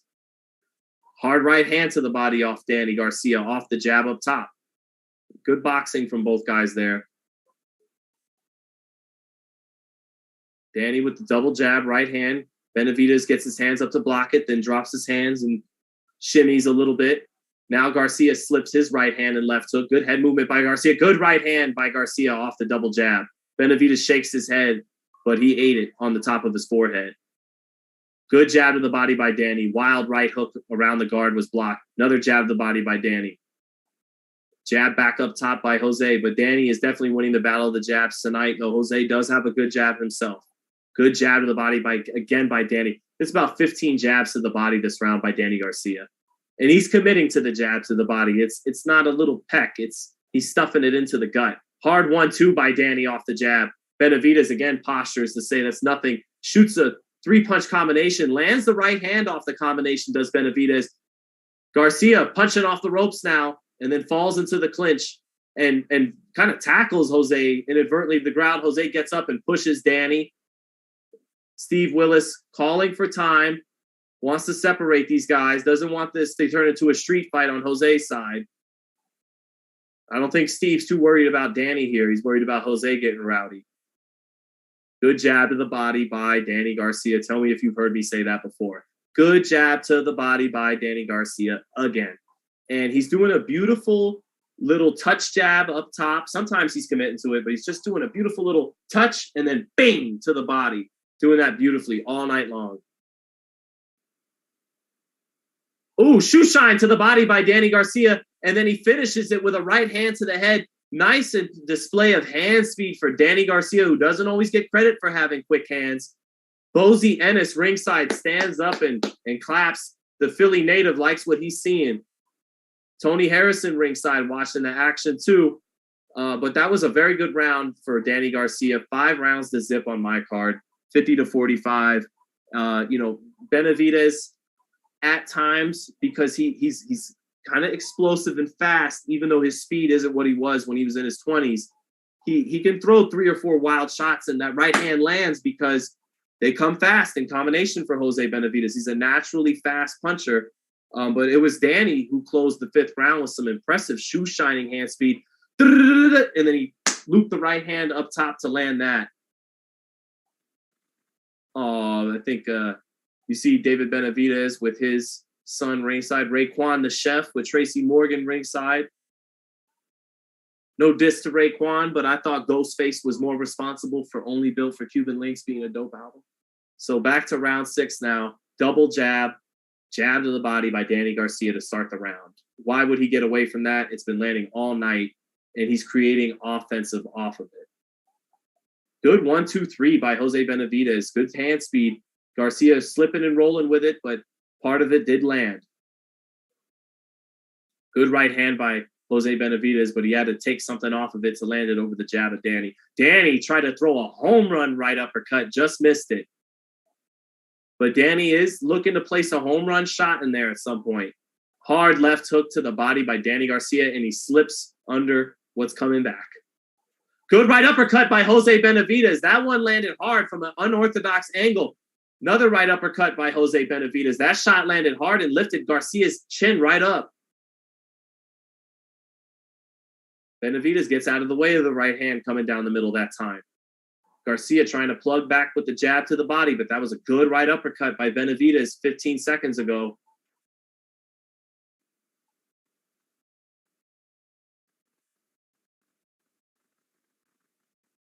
Benavidez staying in front. Good jab to the body by Garcia, but Benavidez looks like he wants to make something happen here. Has a little bounce in his step after that right uppercut. Shoots the right uppercut again, but Danny slips off to the side. Good shoulder roll by Danny Garcia. Danny Garcia shooting the double jab in the right hand. Benavidez doing a better job in the 6th round with his upper body movement. A little more flexible right now, getting away from punches. Legs are still dead, but the upper body is zipping around a little bit more this round.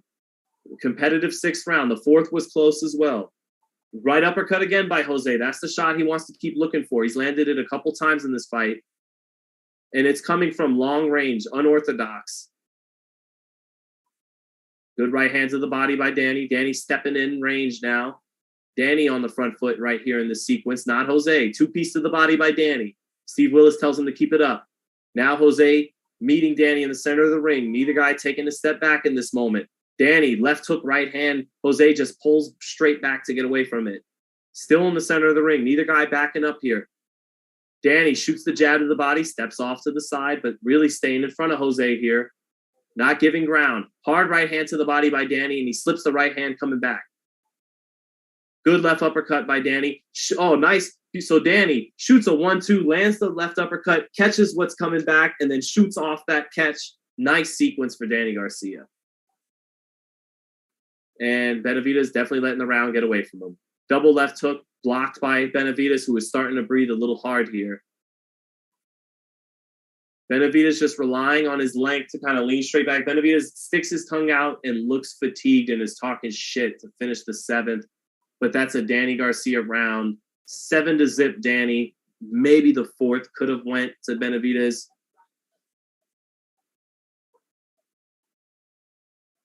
Tony Harrison says, I agree, Tony. Tony says, Tony Harrison, former WBC super welterweight champ, says, I feel like we're just seeing 2 blown up 147-pounders fighting in my division tonight. I can't disagree with his assessment. Listening to Shaggy from Scooby-Doo, absolutely, my friend. Mike Huerta.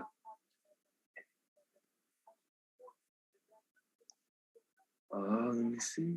R.I.P. Pun, of course, why not? But yeah, we're heading into the 8th round, and Danny's in no danger of losing this fight. But Benavidez, again, who has fought twice in 4 years, is his conditioning really ready for the second half of this fight? I wouldn't be surprised if Danny can get a stoppage, but Danny's the kind of guy who stops you if you come to him. He's not going to go after you and get the stoppage. So we'll see. Will Benavidez take less chances if he feels his gas tank running on E and try to make it the distance? It's not really his temperament. Jose's the kind of guy who's just going to keep coming forward till you take him out of there. Jab to the body by Danny. Danny pacing himself. Hasn't gone crazy with his pace. He never does. Good head movement by Danny Garcia to start round 7. Slipping underneath, rolling underneath. Good right-left hook to the body by Danny. Another left hook to the body by Danny. And just good head movement in this round by Danny. Good jab to the body by Danny. Good jab to the body again by Danny. And this is where the level of reflexes, there's levels to this game, as we all know. And the shoulder roll is reliant upon, you need reflexes you need good reflexes, and it's relative to who's in front of you. When Danny Garcia is facing a guy like Jose Benavidez or other fighters, that's when you realize he does know how to shoulder roll. It's just that same shoulder roll isn't going to work against more athletic fighters because he's not that athletic, so the shoulder roll, I think some guys like Danny, they have a good shoulder roll. You just wouldn't know it when they face the most athletic fighters, because no matter how much you got the skill of the shoulder roll down, if your reflexes aren't up to the hand speed of the opponent, there's only so much you're going to get away with the shoulder roll. But tonight, with the right opponent, Danny is showing you he is very proficient out of that shoulder roll.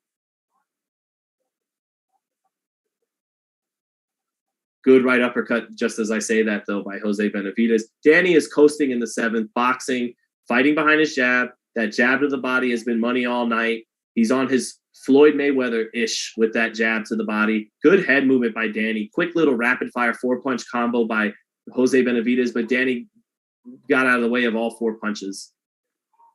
35 seconds, a little bit of a cool-off round for Danny. He paced himself here. Taking a few swings and misses with the right hand off the jab is Danny. Jose getting away from it. Good, reflexes, just snapping his head straight back. Danny, let's go with 4-punch combination. Benavidez just moving straight back, putting his gloves up to get away from it.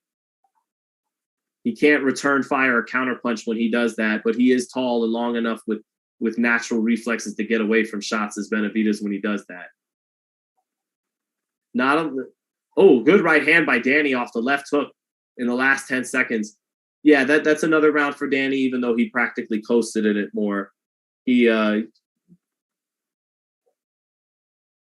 just outboxed Benavidez that round, who's not very active.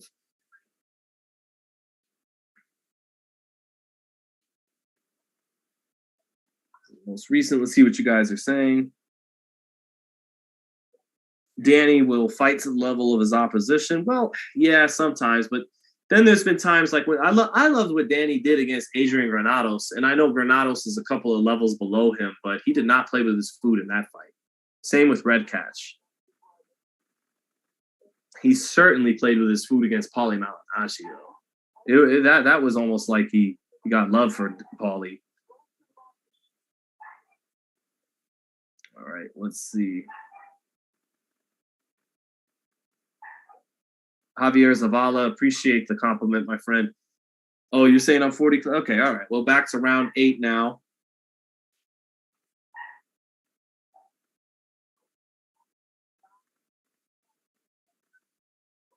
Round 8 got Danny ahead 70-63, maybe 69-64 if you were generous to Benavidez in round 4. Yes, I agree with Mauro Ranallo. The plotting Jose Benavidez Jr., although he did just land a little right hand after eating 2 jabs, shot the right hand waiting on the jab, and he landed it, but Danny wasn't fazed by it. I have really liked Danny's jab tonight. It's been super accurate to the body. It's been beautiful. Ooh, good exchange in the center of the ring. Danny trying to set up the left hook off a double jab right hand, and Benavidez with big balls hooked with him. Not a lot of guys want to try to time Danny's hook and hook with him, but that's what Benavidez did, and may have actually got the better of it there. Good jab by Benavidez, knocks Danny's head up. Danny with a hard left hook to the body as he steps inside. Benavidez letting his hands go as Danny dips his head below.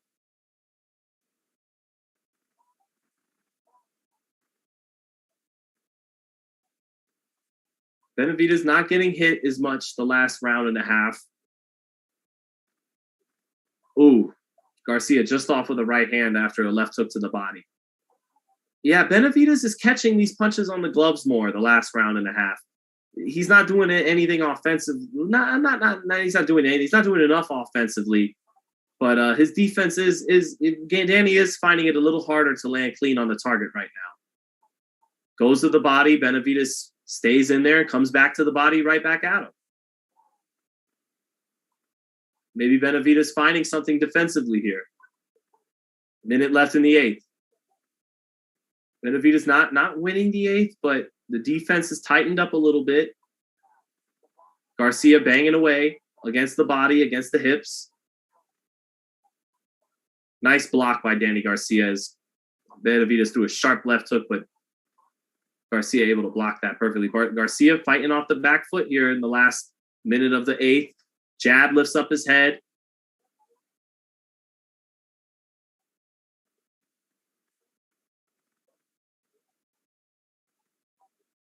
$20 seconds left. Good left hook to the body by Benavidez. Hard right hand. Little bit of an awkward looping right hand for Benavidez lands. Good left hook to the body by Danny. Another left hook to the body by Danny. But good jab by Benavidez.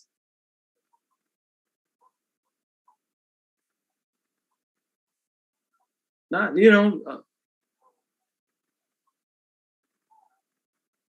8th round, Benavidez actually did get in a couple shots there in that last minute. And I felt in the last 2 rounds, Danny's gone into coast mode a little bit more. Yeah, Danny has taken it into... Yeah, Danny's taking it into coast mode a little bit here.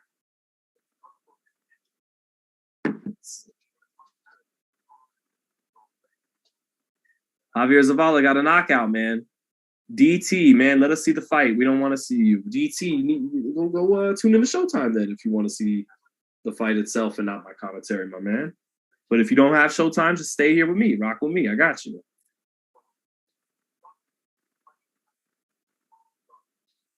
Let's see. All right, heading into round 9 now. Danny keeping PR alive because other than Zayas, these young dudes are weak. Yeah, but Zayas is good. Zayas is good. So you're in good hands with Zayas on the island. Round 9, Danny. Maybe Benavidez is scratched out around here, but Danny has coasted a little bit more in the 7th and the 8th. Benavidez's defense maybe tightening it up because he's throwing even less punches than he was earlier. But left hook for Benavidez, nice jab. Benavidez trying to start the 9th, working his left hand. And he's hardly taken a step back all night, but that's made him a little easy for Danny to figure out in moments. Oh, good right hand to the body by Benavidez, and then a right hand up top by Benavidez. Good 2 right hands by Benavidez working his levels. Another right hand to the body off Benavidez, and Danny looking a little tired here after that right hand to the body. Another right hand lands up top for Benavidez, and he slaps a left hook to the body. Benavidez certainly winning the first minute of round 9. Good jab to the body by Danny. Good blocking and parrying these last couple rounds by Benavidez. He's starting to block a lot of these shots coming back.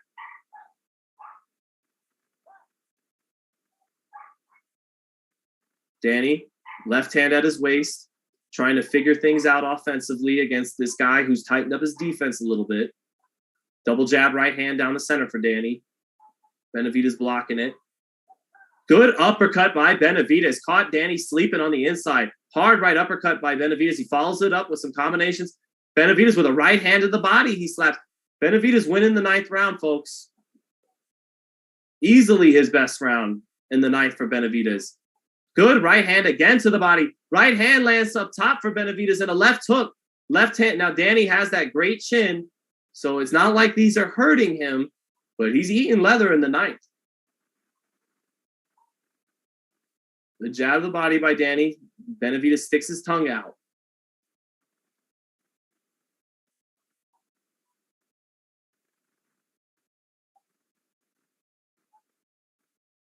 Benavidez with a little bit of an unconventional timing on his punches. That gave Crawford problems too. And he's fast. So if he gets you with the right kind of awkward timing and then lets those hands go, they come quick and he can catch you. Good jab by Benavidez. 30 seconds left in the 9th. Benavidez not able to keep sustain it for all 3 minutes, but he had a really good 2 minutes there in those first 2 minutes.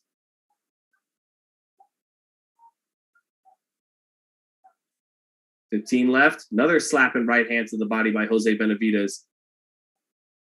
Little right hand touches Danny up top. That was a big round for Jose Benavidez. By far his best round of the fight. So with that round, I could see maybe 2 rounds in this fight for Jose, who eats a body shot on the belt line and then pelvic thrusts after eating it at the bell. Big 9th round for Jose Benavidez. If he can produce a 10th, 11th, and 12th like that, we'll see. But I got this 7 rounds to 2 after 9 for Danny Garcia. Let's see. 8-1. Love from Ireland. Enjoyed your commentary. Your thoughts on the Russell fight. Thank you, Murph. Appreciate you for being a good man, for tuning in from the Emerald Islands. I appreciate it for you stopping by. But Gary Russell, Antoine Russell, he's got the DNA, the tools to be a legit championship level pressure fighter.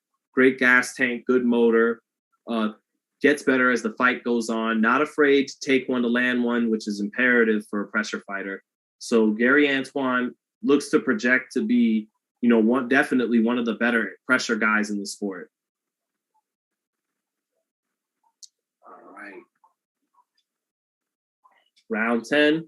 Let's see if Danny, who coasted in 7 and 8 and then lost 9th, hasn't had a big round in a couple rounds now.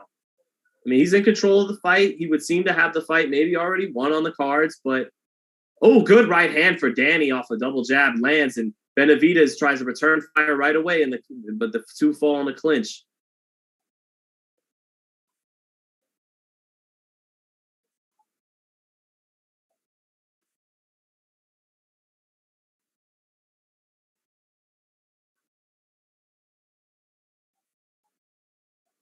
Good jab by Benavidez.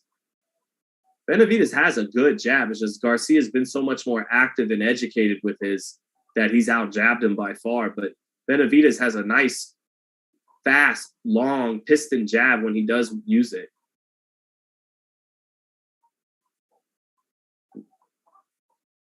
Not a lot of activity after the first minute of the 10th. Danny landed a hard right hand early in this round to have the edge right now.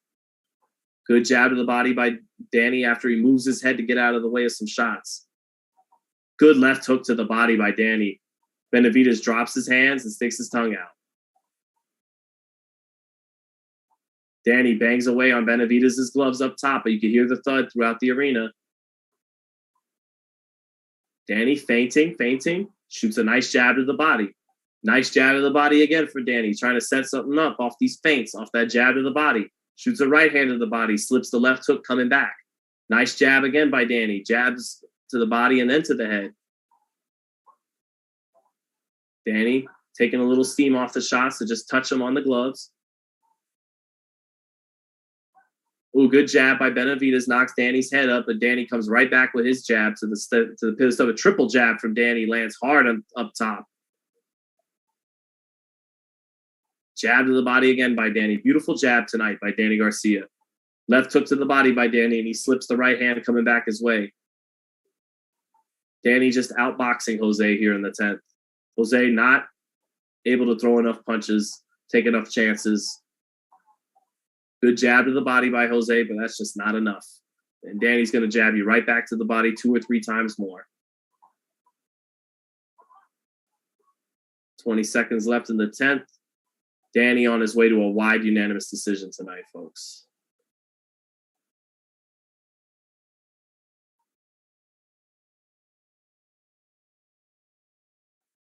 Danny letting go of the shoe shines up top, jab to the body, rat-a-tats with his hooks up top. They partially penetrate the guard. Danny and Jose having a little fun, talking shit at the bell, and that's another round for Danny Garcia. I got this 9 rounds to 1 Danny. 2 rounds left. Fight seems like a foregone conclusion. It's going to be a UD for Danny Garcia, who is having a B performance. Not an A performance, but a solid, very solid B performance tonight. Not striking fear into the division by any means, but still looking like Danny Garcia, just Danny Garcia at 154 pounds, where he's not going to be as big a guy as he was at 140 and 147. Let's see. No way Angel's all Puerto Rican. Why would you say that? It would appear he is. Let's see. Best boxing commentary on YouTube. I appreciate that, my brother. 11th and 12th coming up. Neither guy has really been hurt in this fight. Danny has completely out-jabbed Benavidez, but just more looks. He can drop that lead hand to his waist and work his levels with his jab to create offense off of that. He can put the high guard and just catch what's coming back and then shoot off the catch. The jab of the body's been beautiful. Some nice right hands off the jab. Other times he's tried to walk Benavidez into the right hand. Haven't really seen Danny, try to walk him into the left hook as much as you'd think. And Benavidez letting his hands go. Danny just kind of dipping away, relying on that shoulder roll, relying on the upper body movement, not keeping the hands up to catch everything. At times he's letting those hands fall to his waist and just relying on his upper body movement, and he's done it well tonight. Danny using his footwork in the 11th, smiling. Danny's been coasting a little bit in this second half. He definitely was on fire more in the first 6. Danny definitely a guy who takes the knockout if it's going to come. He's not going to go looking for it if he's winning the fight. Good jab by Danny, though. That jab is nonstop. Beautiful jab to the body, tripling it up, doubling it up, levels all night, round after round. Oh, nice hand speed by Danny. Good hand speed by Danny Garcia at 154.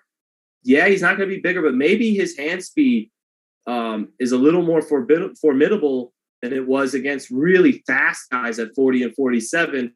He's going to be a little quicker on the draw against some of these naturally bigger guys coming up. Because his hand speed has been quick tonight.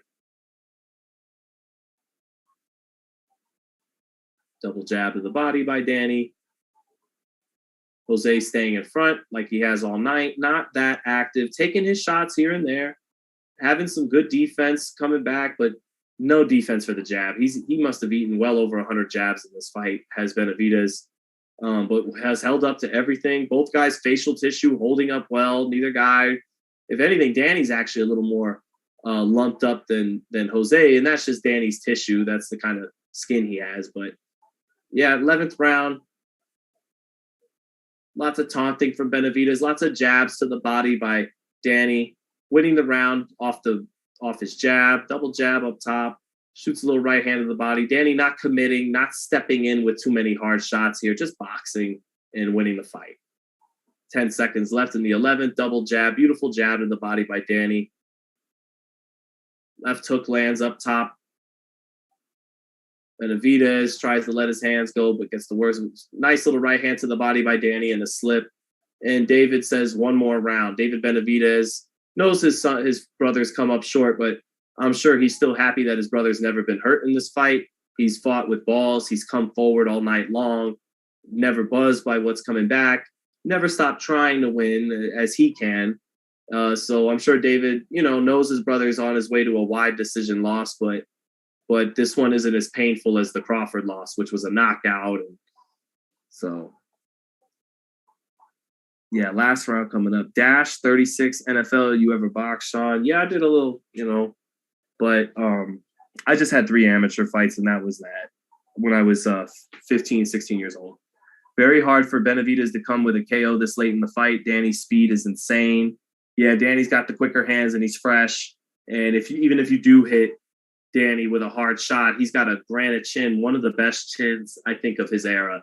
So the knockout is off the table in round 12 for Jose Benavidez. All right, last round here. Send us home with some fireworks, boys. Will Danny just coast? He's got the fight won. Will he he's starting off coasting in this first 20 seconds. Good footwork by Danny at 34 years old. Still looking. Actually, Danny, we always talk about how flat-footed he is, but he's not that flat-footed off the back foot. He's flat-footed cutting the ring off, cutting distance. That's what he can't do. He's fine stepping over. He can do that.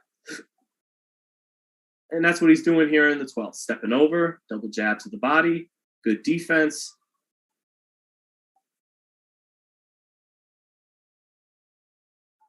Abner Maris and the commentary team is saying anything can happen, but no, it can't. Danny is not getting knocked out by one shot from Jose Benavidez. His chin is just too good, and Benavidez is not that kind of a puncher.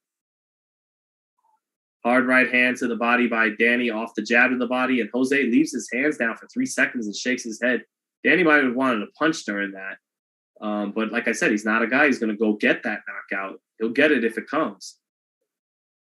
Right hand, left hook to the body by Danny. He's just touching and taking what's there and winning the round in boxing. Benavidez shoots a right hand to the body, and Danny's sticking his tongue out at him. Danny just sticking his tongue out. Now Jose's saying, come on, where are you going?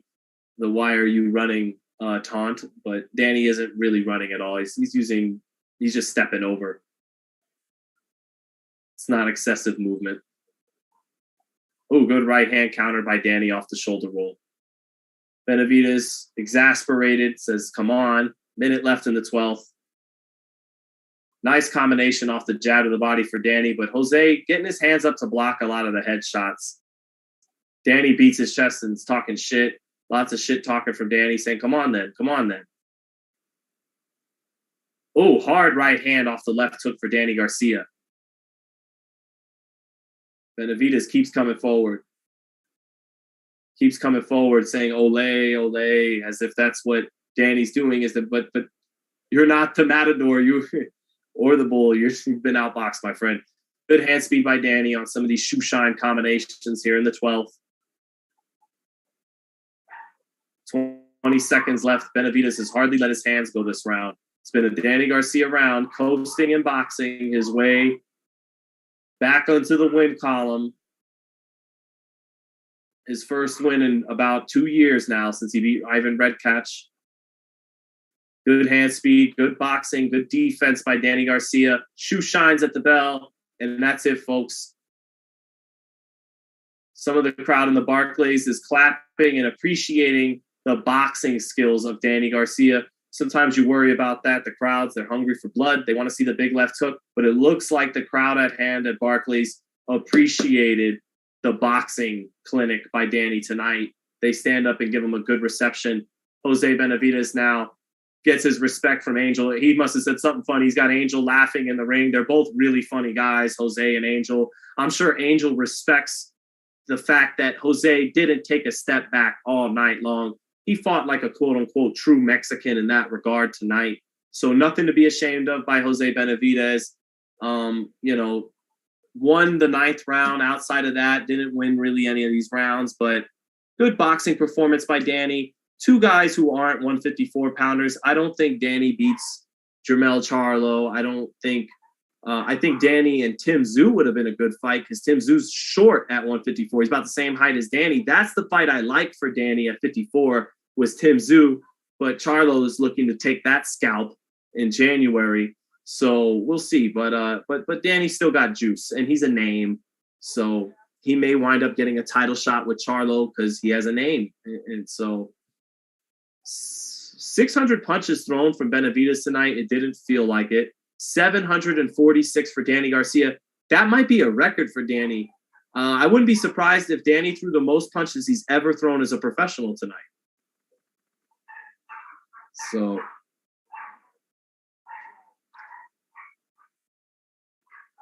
let's see here. I don't know if you guys hear my dogs.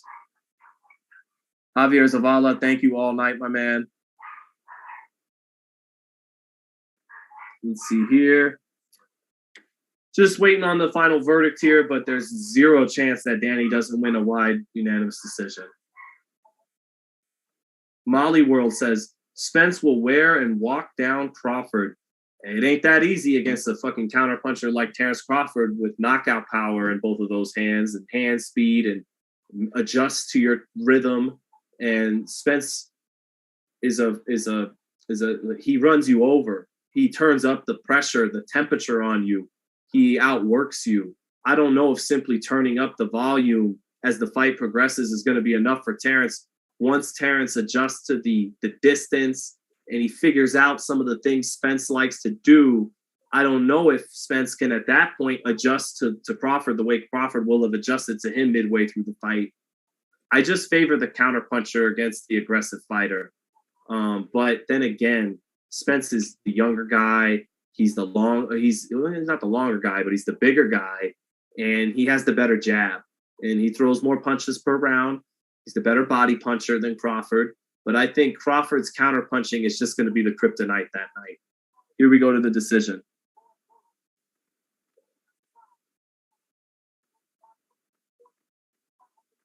$114 on one of the cards. Oh my God. The other two, 116, 112. That's pretty that's even fucking generous to Benavidez.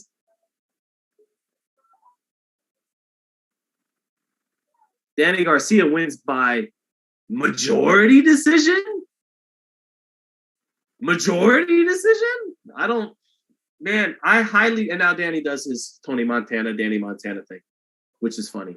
But I don't think Jose or his father or his brother would ever say, yeah, we think we did enough to win that fight or get a draw. Jose knows he lost that fight. I don't know. That is one of the worst scorecards, and we get them all the time in boxing.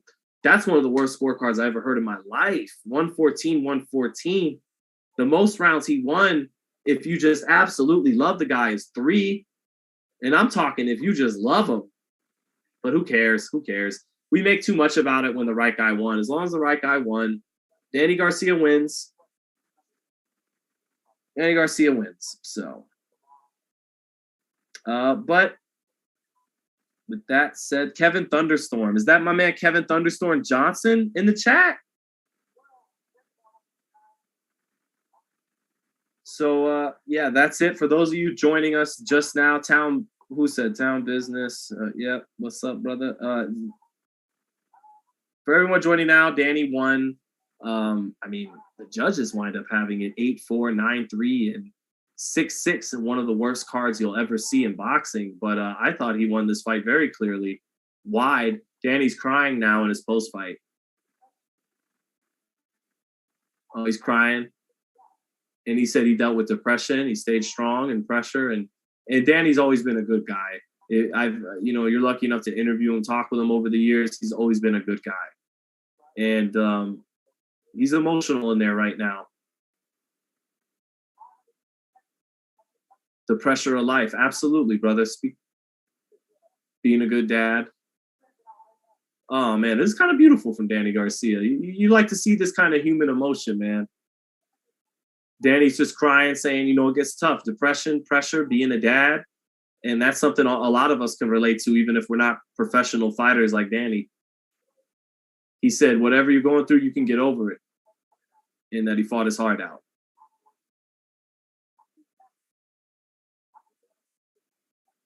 He says he battles some dark days sometimes. And he feels good now. And they gave the fans a great show tonight. Beautiful spirit by Danny Garcia here. Very tender moment. Dad is choked up about it. These two are best friends, Angel and Danny. They say you can't be best friends with your kid, but every now and then I look at guys like Angel and Danny, and I'm hopeful maybe you can, because, he's his son's best friend, but he raised him to become a great champion, and Danny worships the ground Angel walks on. And beautiful moment between father and son with Jim Gray in the ring for Danny Garcia, who does have an OnlyFans shirt on, by the way, ironically. Let's see. Much appreciation for calling the fight for us. I know you got a fam to feed, so just paying my due. Oh, AD, thank you, man. I appreciate that. I really appreciate the donation. I hope you enjoyed the chat. You guys know I never ask for those things. So I just appreciate you, just putting that forward. I hope you enjoyed the night, man. Thank you, AD. Shout out. And rock with us for the next fight. It was going to be Rahman Jr. versus Jake Paul. I was looking forward to chilling in the office and calling that fight as it was at the Garden with you guys, rocking with you guys. I know the chat was going to be lit because we were going to have all these non-boxing fans jump into the chat being all pissed off. Where's the fight? Where they're looking for a stream to the fight. But I think the chat would have been lit. We would have had a lot of fun at Paul Rahman Jr., but that's off the table. And let's pivot to that before I get up out of here tonight. Paul and Rahman Jr. obviously canceled just before this card started on tonight. And I think, it's sucks for Showtime, sucks for everyone involved. I think a lot of the boxing schedule was cleared out this summer. We don't have a whole lot of fights going on up until this point in the summer. And, part of why I think to myself, I wonder is because do we want to make all these fights when we got the Jake Paul windfall coming our way?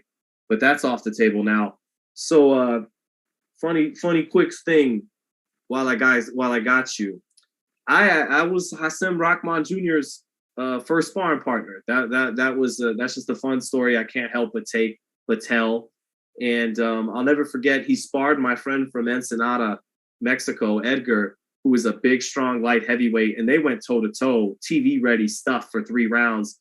And then my little 152-pound ass got in there when Rock had already went 3 rounds, and the bell rings, and his father's there, along with Augie Sanchez, conducting it, and he hits me with the first jab, and that was the first time I learned what heavy-handed meant.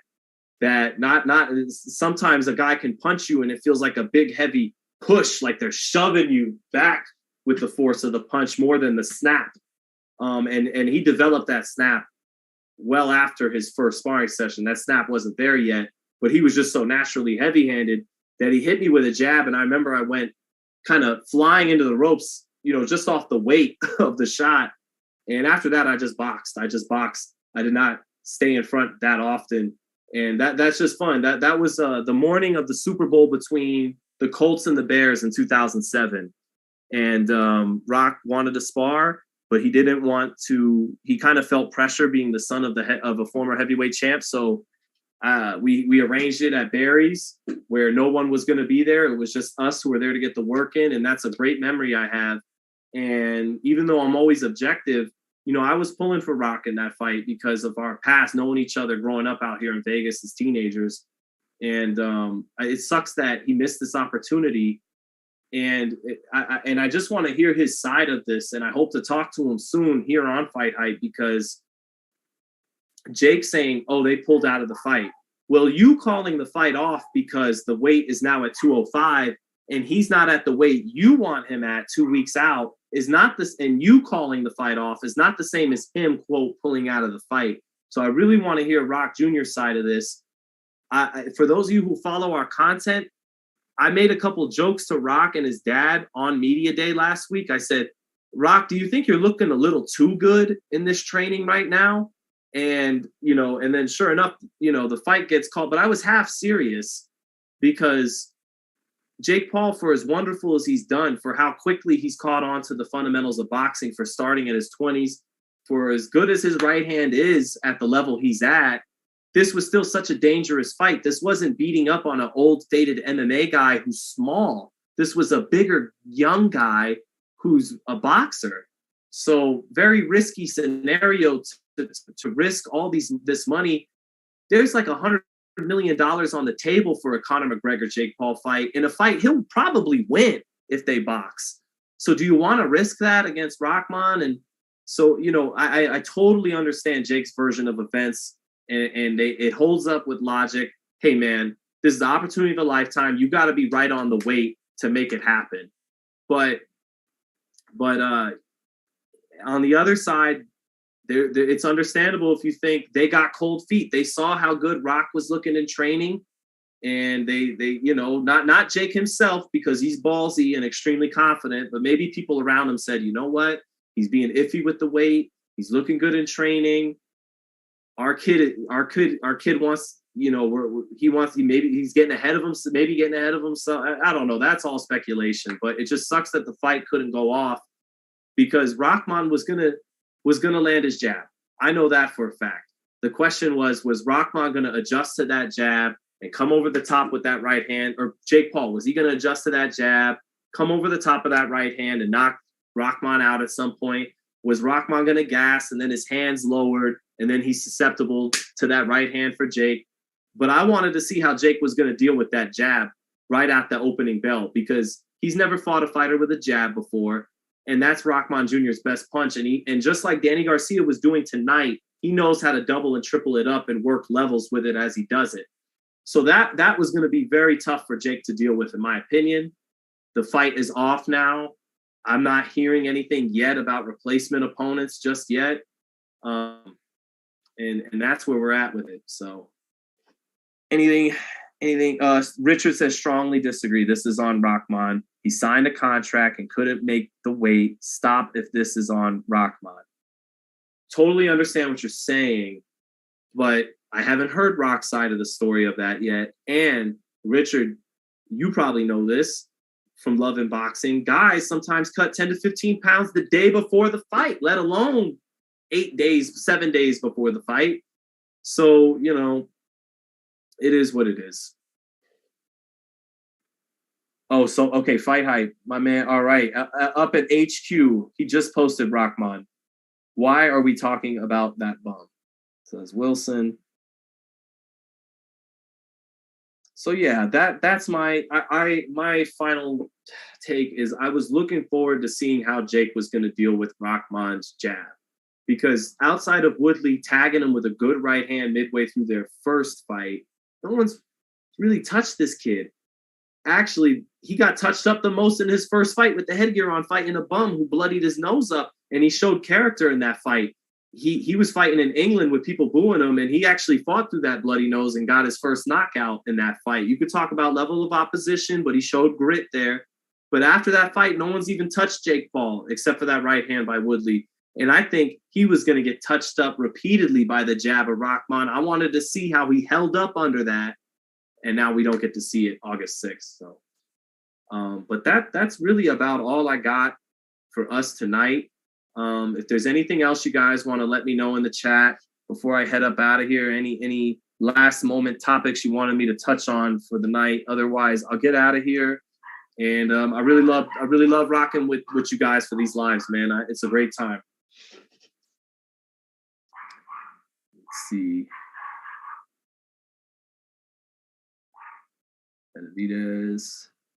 Jake Paul will break Bud Crawfish. And I'm gonna give it another 10 to 20 here, and that looks like we're about finished up. Bull, the weight was an ace in the hole from jump for them. Either Rockwood was weak, but he was looking good, so now he can't make it. I think there's some there may be some truth there. And Wilson says, I agree, Rahman would have won. We never got to fight week, so I never got to make an official pick, but I just know that his jab was going to be an issue for Jake. And that's all. That was my main intrigue in the fight, is how does Jake deal with this jab, this double jab, the levels with the jab? He's going to eat some. It's the hardest punch to get away from. He was going to eat some jabs, and eating those jabs, his nose was probably going to bust up. And I just wanted to see how he was going to react to that at that level. So, but it looks like that's about it. Could you speak on Shakur and his next opponent? Next opponent, Robson Conceição, who's a long, big guy at the weight, won the gold medal, gave Valdez hell. But I don't think he has enough science and sophistication. I don't think he has enough different looks or enough creativity to give Stevenson that much problems. Stevenson should be able to figure him out in that fight and then take over. So I think Stevenson will be fine in that fight. Stevenson's one of the best fighters in the world. He's one of the toughest guys to beat. So he'll be fine. What's my view on Shields? Love Clarissa. Love her in and out of the ring because she talks the talk, walks the walk, gives you a great ring entrance, does lots of interviews, goes overseas to fight the fight we all want to see done, beats everybody up in boxing to where she has to go to MMA to challenge herself. Clarissa, I'm not kissing her ass. Like, she's inspiring. She's one of the most inspiring fighters in the game. She's a true champion. And that fight with Marshall's is a great fight. Marshall is scary. We use the word country strong in America. Well, she's the equivalent for that in England. She's like England country strong, country girl. Very tall, big puncher, is starting to learn that Tyson Fury style and rhythm. I don't know if she's going to get away with leaving her hands at her waist against the hand speed and sharpness of Shields. So I think Shields will win that fight, but great fight for their sport. And that's it, man. That's all it. I'm out. Thank you guys for rocking with me all night. And I was going to see you next week, but I'll see you for Teofimo Lopez versus Pedro Campa. I'll be ringside live for that. Thanks, everyone.